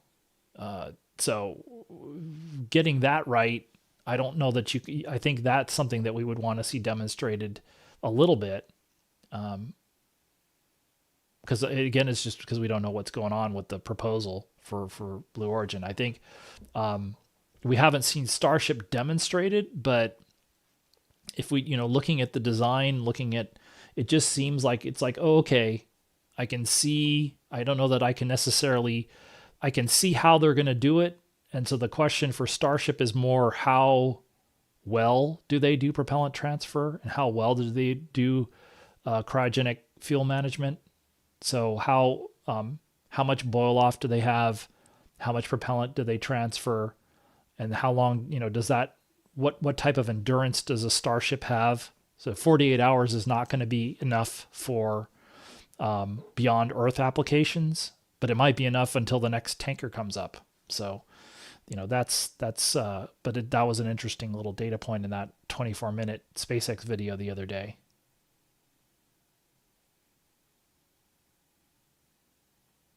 So this is what Steve's asking about boil off. We've seen Blue Origin talk about zero boil-off technology, but it's much more critical for storing liquid hydrogen than it is for liquid oxygen or liquid methane. So you may be able to get away with, Starship may be able to get away with more passive types of cryogenic fuel management approaches than like a cryo cooler that you would need to store liquid hydrogen at 20 degrees Kelvin, so, or thereabouts. It's going to be necessary, I think. Was one of the things I'll be interested to see about for certainly by the time of the uncrewed lunar landing demonstration for Blue, if they're going to do one for the accelerated approach versus Starship. So, but both of them will have to deal with it to some extent. But I think that's, again, one of the things that struck me right away when I saw that Bloomberg report is that it isn't just. I mean, to me, there's more to it than just the weight, the payload performance of doing a TLI burn with Starship with Orion off the nose. I don't have the numbers in front of me, but I would imagine, again, Orion at TLI is going to be around 26.5 metric tons. So that's, again, the question is how much performance do they lose if they have to loiter in lunar orbit? And that's, again, we were talking about endurance. How long can Starship loiter without any resupply? Because the requirement was at least 60 days, and nice to have was 90 days. So I guess we will find out, or maybe we won't, because if their proposal goes through, then we won't see that for the first lunar landing. At least they'll never have to loiter for that long.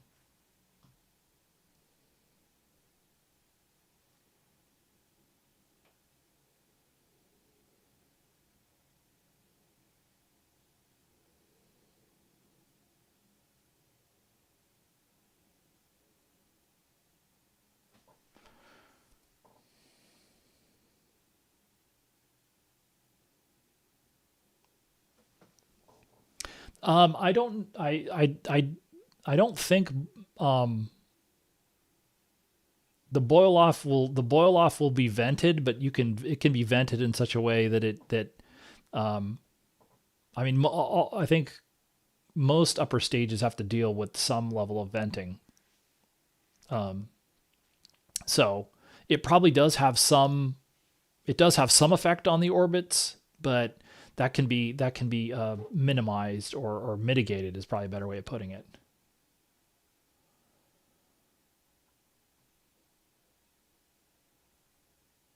Yeah, I don't think so. Cram's asking about the recent issues for the third New Glenn, and you're right. There was an incident with a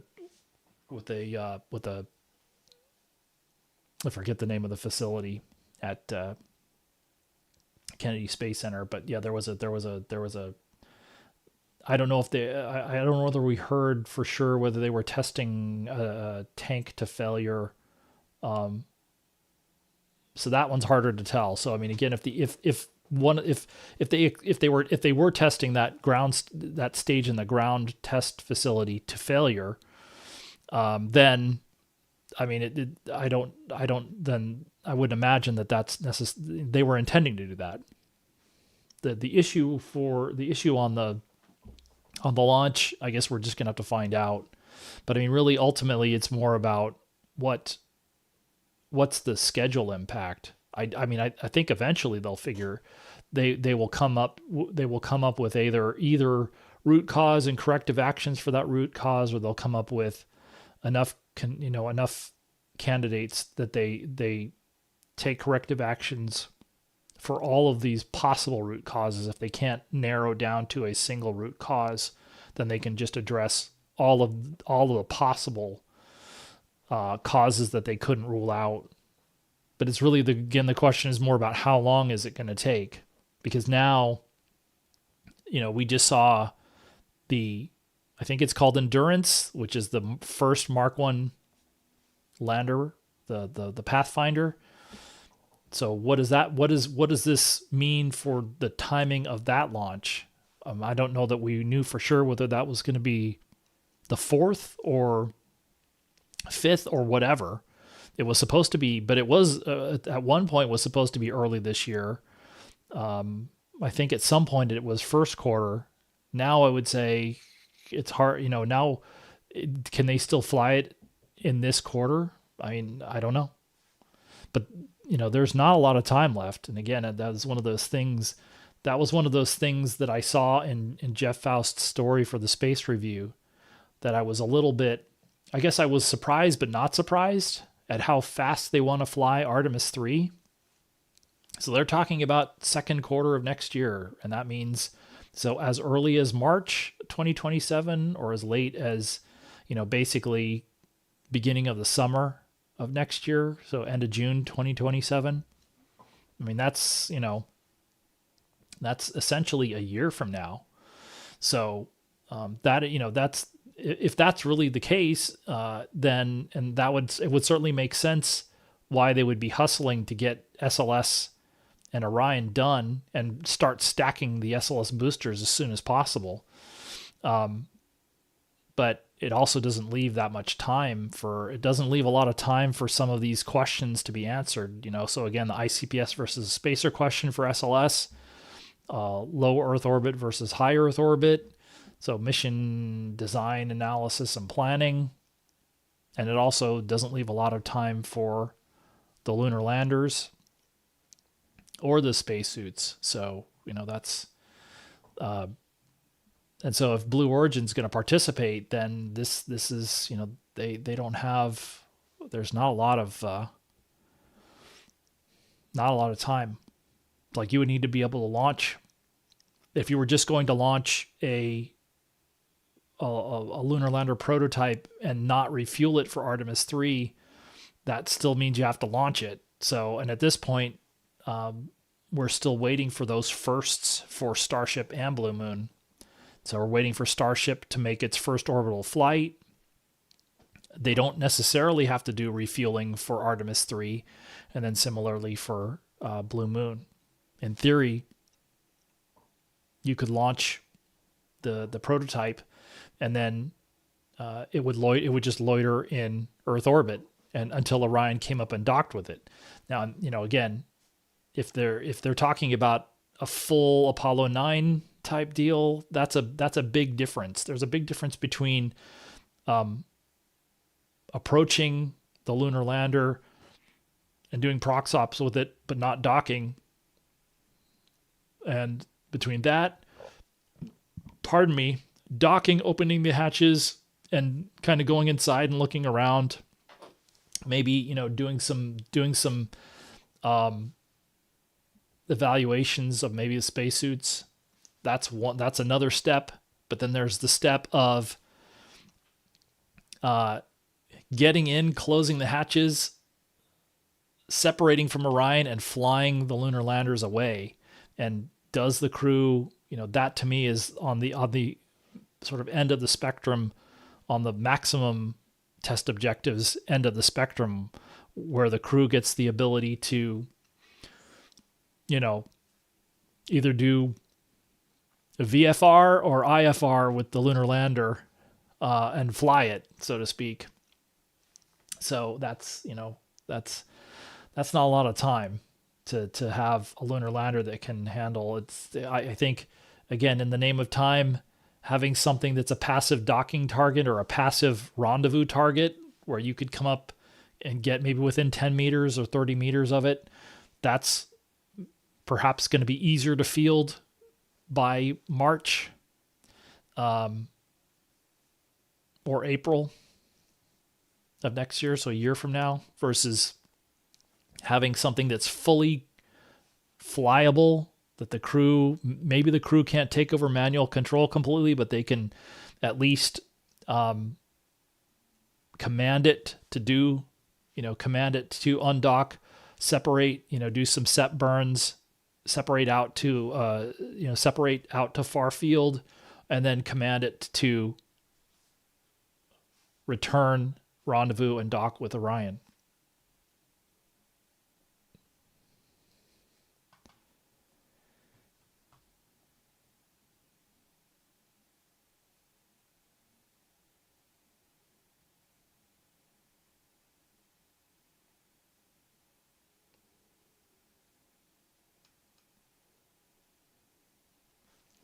And so, yeah, I mean, that's, we're waiting. One of the things I think we're waiting for, just big picture for the lunar landers, is to get a sense that they're turning the corner. Maybe it'll be this year, but we just haven't seen that yet. I think that would certainly help in terms of confidence for Artemis III next year, certainly if it happened this year.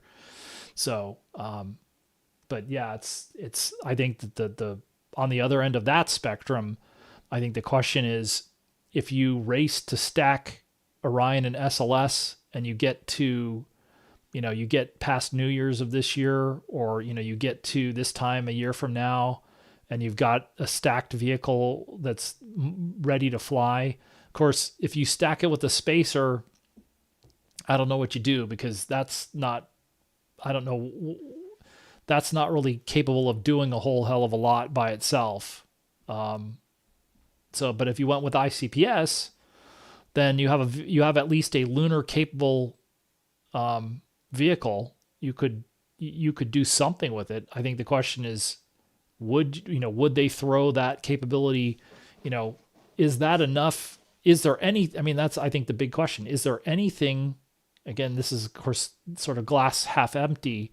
Is there anything they could do with a standalone Orion mission on Artemis III? That made more sense a year ago, or even 6 months ago, as an alternate Artemis III, because this idea of, as we've talked about this, either in this channel or in other places since Artemis I. So again, in that period after Artemis I, there were a few months where they'd finished and it looked like, okay, maybe they'll be ready to fly Artemis II in a couple of years. So by the end of 2024. I mean, it seems funny to look at it that way now, but we didn't hear about the heat shield issue until March of 2023, and then I don't know that it was necessarily. It was certainly considered serious, but I don't know that we couldn't tell how serious, how big of a deal it was, probably until the beginning of 2024. So during that period, it was like, okay, what are the options after Artemis II? If because at that point, Starship had just started flying, and of course that first flight, there were a lot of lessons to learn after that first flight. So there were a lot of questions about, well, what other things could you do with Artemis III if there's no lunar lander? And so I don't think, I'm just not sure that's plausible now, because the new plan revolves around the lunar landers. And so, because again, as you see with the moon base, it's like, you need a lunar lander for a moon base. You need a large lunar lander, but you need a lunar lander that can carry crew to the surface, and then you need those for large cargo as well. And then you can use the CLIPS capabilities it's not even a capability, but just you can use those contracts and that contract mechanism to do smaller deliveries. But yeah, I think, but it isn't. I guess it isn't out of the question yet. I don't know that anybody's asked, because I think everybody's still assuming that there's still enough time, it seems like, for the lunar landers to turn the corner this year. But at some point, if we haven't seen that, then maybe that becomes a question. Is, do you consider doing something with this stacked SLS vehicle, or do you destack it? I would say if Orion's not going to be ready, they will have points within the stacking process where they could sort of take the temperature of all of the Artemis 3 elements. So the first one will be before they start doing segment to segment motor stacking for SLS. Another one might be core stage when the core stage is ready, assuming that the core stage is ready by the end of the year. And then yet another one will be when Orion is finished by Lockheed Martin and they're ready to hand that over to Exploration Ground Systems to do that pre-launch processing. There may be several points along the line where they can stop and reassess. So, but we'll have to see. I think those will be questions, at least background questions, until we start to see Starship and Blue Moon and New Glenn turn a corner here. So obviously what happened on this last New Glenn launch is not that we didn't see it on that one. We did see the positives of they did get additional reusability test objectives, but then they didn't, that's not going to, I don't know what would have happened, for instance, to the Mark 1 lander if you'd had that underperformance from the second stage happen on that mission. If it had been that spacecraft instead of the customer that they had, what they would have been able to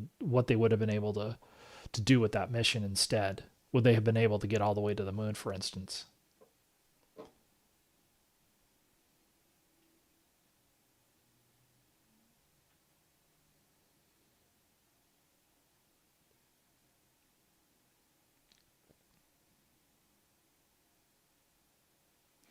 Yeah, and I mean, again, from an Orion standpoint, yeah, I think you would get a set of additional test objectives beyond what they just got on Artemis II with proximity operations. So you would get a far field rendezvous demonstration, but I mean they're taking up, and so there's more than just the docking module itself. There's also rendezvous and navigation hardware and software. There's the rendezvous proximity operations and docking GNC software that's all autonomous. But yeah, it would still be the question of, is that enough bang for the buck?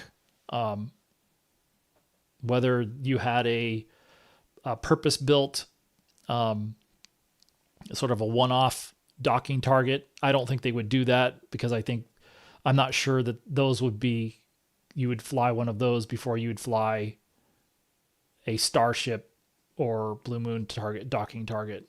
So one of those two is probably still going to be the fastest. It's just a question of whether it's one of them or both of them. But yeah, as people are saying, it's like, it does seem like that has to be, that would be the bare minimum. It's just really hard to see with this shift of perspective from cislunar space to the moon, to the surface of the moon. So, from gateway to moon base, like it isn't just a symbolic shift. There's more to it than that, but it's both. But it's like, you're now, we're not talking about some crew in orbit and some crew on the moon. We're talking about lunar expeditions on the moon at the moon base, and trying to extend that capability from, maybe a week at a time to a month, and then maybe all the way up to those, 6-month stays that we see on the space station right now, and sometimes longer. So yeah, it's just there's a lot of there's a lot of questions that come up. That's why this is going to be, so Joker's asking, how long can you wait for Artemis 3? I mean, I don't know.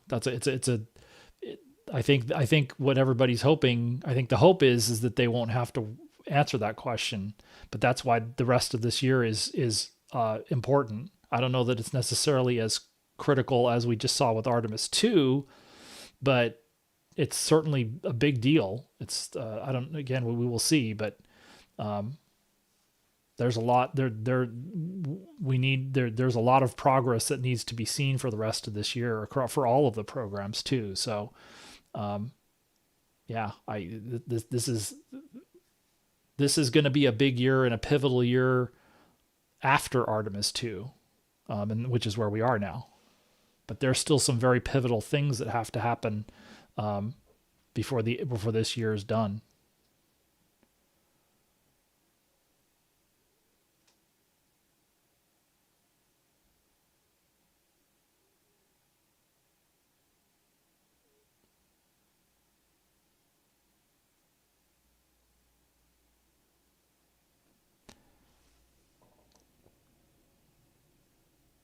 So I think it's been a couple of hours. I think we'll just have to see. Again, I appreciate everybody who's turned out for this. I guess we'll see.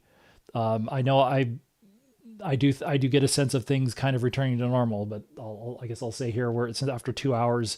If there are any last questions, I'll start wrapping it up. But we are expecting. Did I ever? Let me see if I can bring up that. Well, I mean, I saw a social media post, but again, I saw a social media post. I think it's from one of the folks. I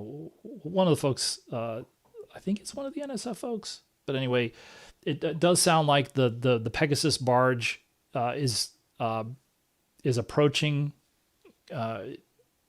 the Space Coast and could get there tomorrow. So I'm hoping we will get some a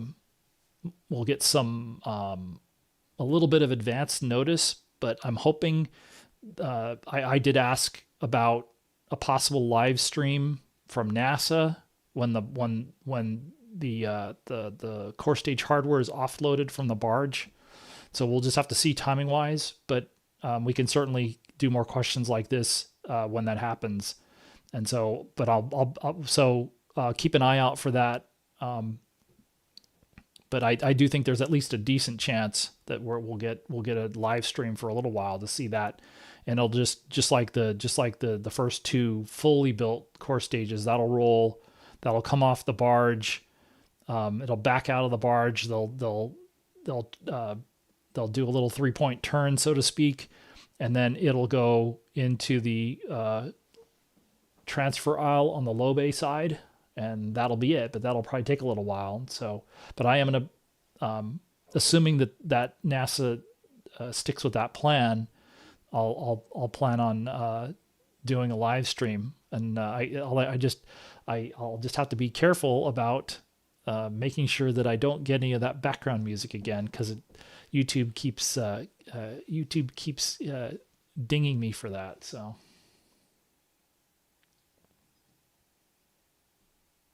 So yeah, the heat shield. So that initial assessment said that they saw minimal char loss on the heat shield this time. I mean, that's to some extent, again, based on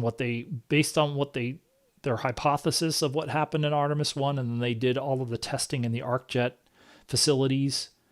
Because again, they saw that they had the pre-flight scans of the Artemis 1 heat shield, and they noticed the pattern that they picked up finally was the difference that the areas with higher permeability seemed to have less char loss than the areas of low permeability, and then they started doing focused testing on that, and so they also saw the correlation in terms of the timings with the skip, and so I think their testing and modeling suggested that this would be effective, and so that's what they're seeing so far. It's just an initial findings. They need to do a whole bunch more analysis on that. I think one of the things we're going to try and find out is where they're going to be doing those post-flight assessment reviews from program to program. I don't know if those are done on an agency level basis or not, but I do believe each of those three programs for the different phases of, for their different responsibilities. So SLS would be launch, Orion would be the mission, and then exploration ground systems would be launching those and recovering, launch and recovery. But there's that. I'm not sure about the LTV, the timing of the LTV request for proposal. So I'll have to take a look and see about that. But, I do think that there's going to be, I think there's, even though the exploration directorate wasn't, it's kind of similar to last year. Just there's the most tumultuous part of the budget is with the science mission directorate. But I think, again, if you look at the aeronautics directorate, they took, I don't know if they took as bad of a hit as last year, but it was it's a smaller magnitude, but percentage wise it was still a pretty big hit. But even last year with exploration, you had the budget was up, but they were canceling all the existing programs and transitioning to stuff that was going to be new. And so this year it's a little bit more of that transition is still in the plans. It's just been pushed out to the end of the decade. But I think there's still a question of who's, for the LTV and for some of these other things, where's the money? So I think there's a chicken and I don't know how much of a chicken and egg situation it is, but I do think we saw this with HLS, with the first award to SpaceX, where it wasn't the driving factor. It was certainly a significant factor in the choices that were made to do a single selection, was how much money they had to work with. And so, I do think one of the things, if I recall correctly, one of the things they talked about was that they were only going to have they expected to only have enough money to make a single award. So they knew that going into this, rather than sort of figuring it out during the process, that they were only going to be able to make a single award. So, but I think the question now is, do they think they have enough money to make the single award? And if they've gone into negotiations with somebody, what happens if you go, well, you would be our selection, but we only have about 80% of the money we thought we were going to have, or maybe, if it's 100% or it's 80% or it's 55%, I think that's going to change the discussions. So, and I think if you're earlier in the process where you're just issuing an RFP, then I do think that that's going to have an impact on what level of commercial interest there's going to be. I think some of them may be like, well, let's just go ahead and put in for this and hope that they get more money later. So, but yeah, I think it still seems like there's work to do to figure out what balance there's going to be between how much where you draw the lines between government money and national goals and commercial capabilities and commercial services and industry. Because we've seen, that I think, maybe that's why if you look at the Inspector General report on the spacesuits, they spent a lot of time on contract mechanisms, and were a lot of the criticisms and a lot of the observations that they made had to do with the contracting mechanisms and the decisions there. And they were, I think they felt like there wasn't, for firm fixed price contracts are great for the government because there's no government risk. It's the exact opposite. It's the opposite end of the spectrum from cost plus, where all of the risk is on the government. For firm fixed price, all the risk is on the contractor side. So I think there's still a lot to work out there, and so it is.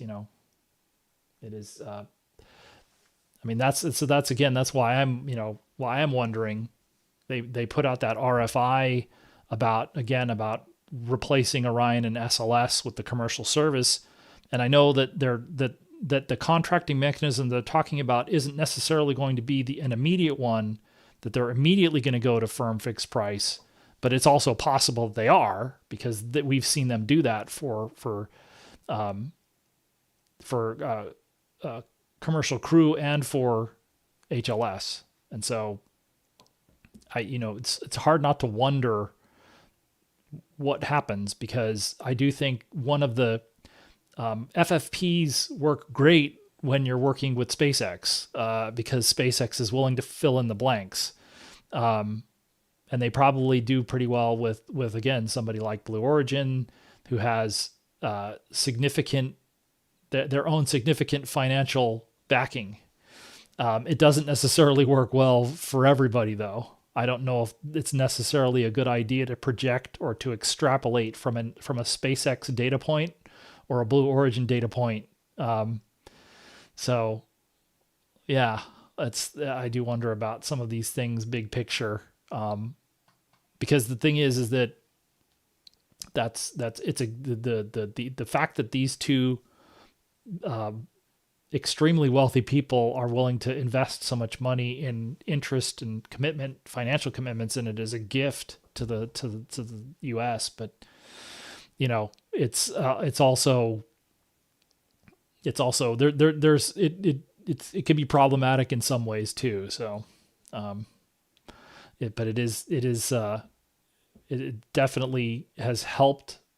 Certainly has helped the government in some ways, but it's also hard to figure out. Then it changes where you draw those lines, I think.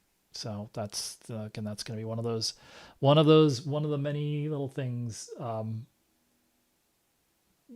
of the many little things that we'll be watching. And so it's certainly going to come up especially if the SpaceX IPO happens this year. We might not necessarily see the impact of that right away, but I wouldn't be surprised if that has that has some impact on. Because again, I mentioned it in the video, for these services, how the money, if the money's tied to national goals and they're not necessarily R&D goals, then what you might be forcing the commercial contractors, where you're in a situation now where I wonder, especially with Starship, because you can see that more clearly. Starship has its own commercial goals and is looking at different time horizons, I think, than the national goals and the lunar landing goals that the government is at least throwing out there. So what happens if those don't align, or if they don't align perfectly or don't align that well, especially from a time frame standpoint? So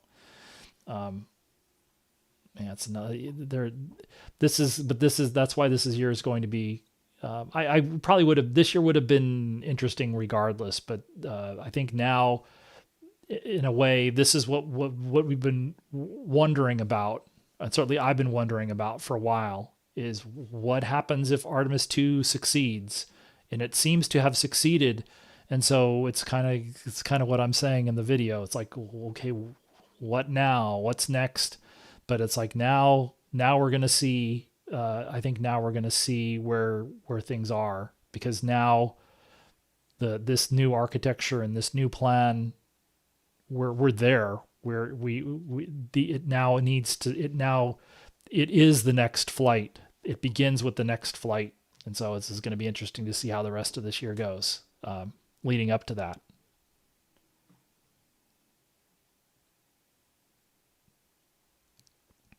So I'll leave. I mean, I see the question there. The VAB.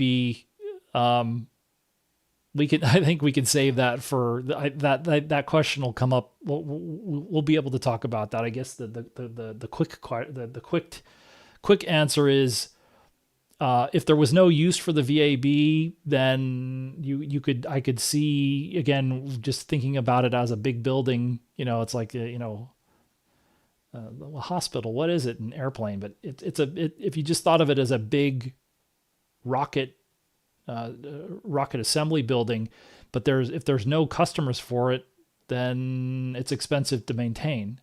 But it's so iconic that I imagine that I would be very surprised if they didn't find some use for it. But you take sort of look at what's happened to Pad 39A once SpaceX took it over. It's like SpaceX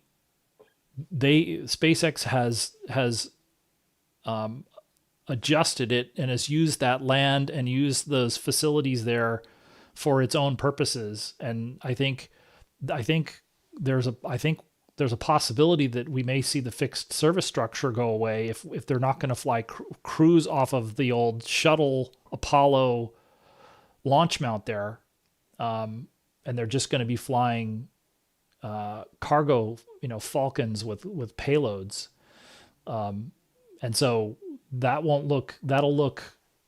you really won't see very much of the old infrastructure there. And so if you sold the VAB to somebody else, or you rented it or leased it, what if they felt like they could use the space there better with a purpose-built building? So, I think that's one of those things, though. And we're not going to be able to answer that question until and unless SLS goes away. And so that's going to be a question mark for a long time. So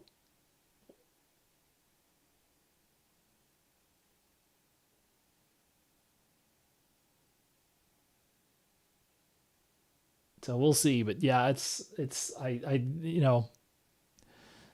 is one of those questions. But because the VAB is so iconic, it's hard for me to see it going away without a fight.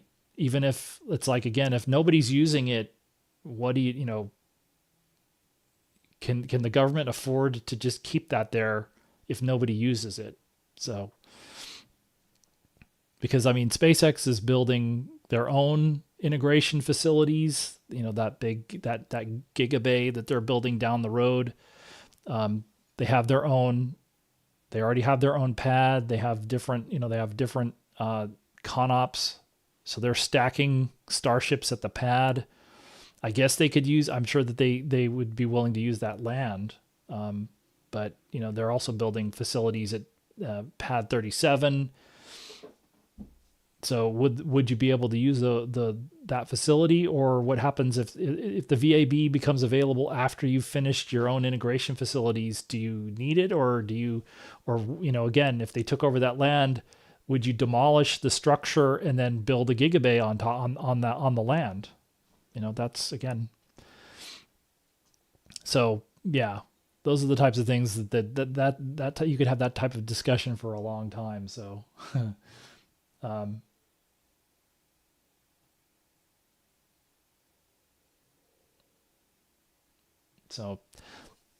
so yeah, I'll do though is I'll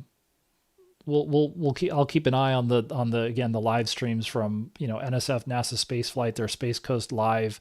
They'll I'm sure be tracking Pegasus whenever it shows up this coming week, and then once we see that, hopefully we'll get a some kind of heads up about when they're going to offload the hardware from Pegasus, and then I'll put up, assuming that we're going to get a live stream, I'll put up something just saying, hey, this is when I'm planning on doing a live stream. So, but I'm assuming it's going to be sometime in the next week, but it really depends on when Pegasus arrives and docks at the turn basin. So, but that'll be probably next, and then we'll start to try and get back into this, get back into sort of more of a video rhythm, and we'll see. I guess, let me know in the comments if you're watching this as a recording, if you think this is valuable, or whether it makes more sense to do live streams for live events. I mean, again, it made a lot of sense to do that during Artemis II. Does it make sense to do this? I guess we'll see. Again, if enough people are willing to show up to hear every week, I certainly have time to do that. But for now, I'll just go ahead and wrap up. Thanks for everybody for stopping by. Thanks for your interest. Like and subscribe, and if you feel like making a donation, you can see my Buy Me a Coffee link down on the bottom. But again, thanks everybody for showing up, and I'll hopefully see you in the coming week for the core stage hardware offload. Thanks again.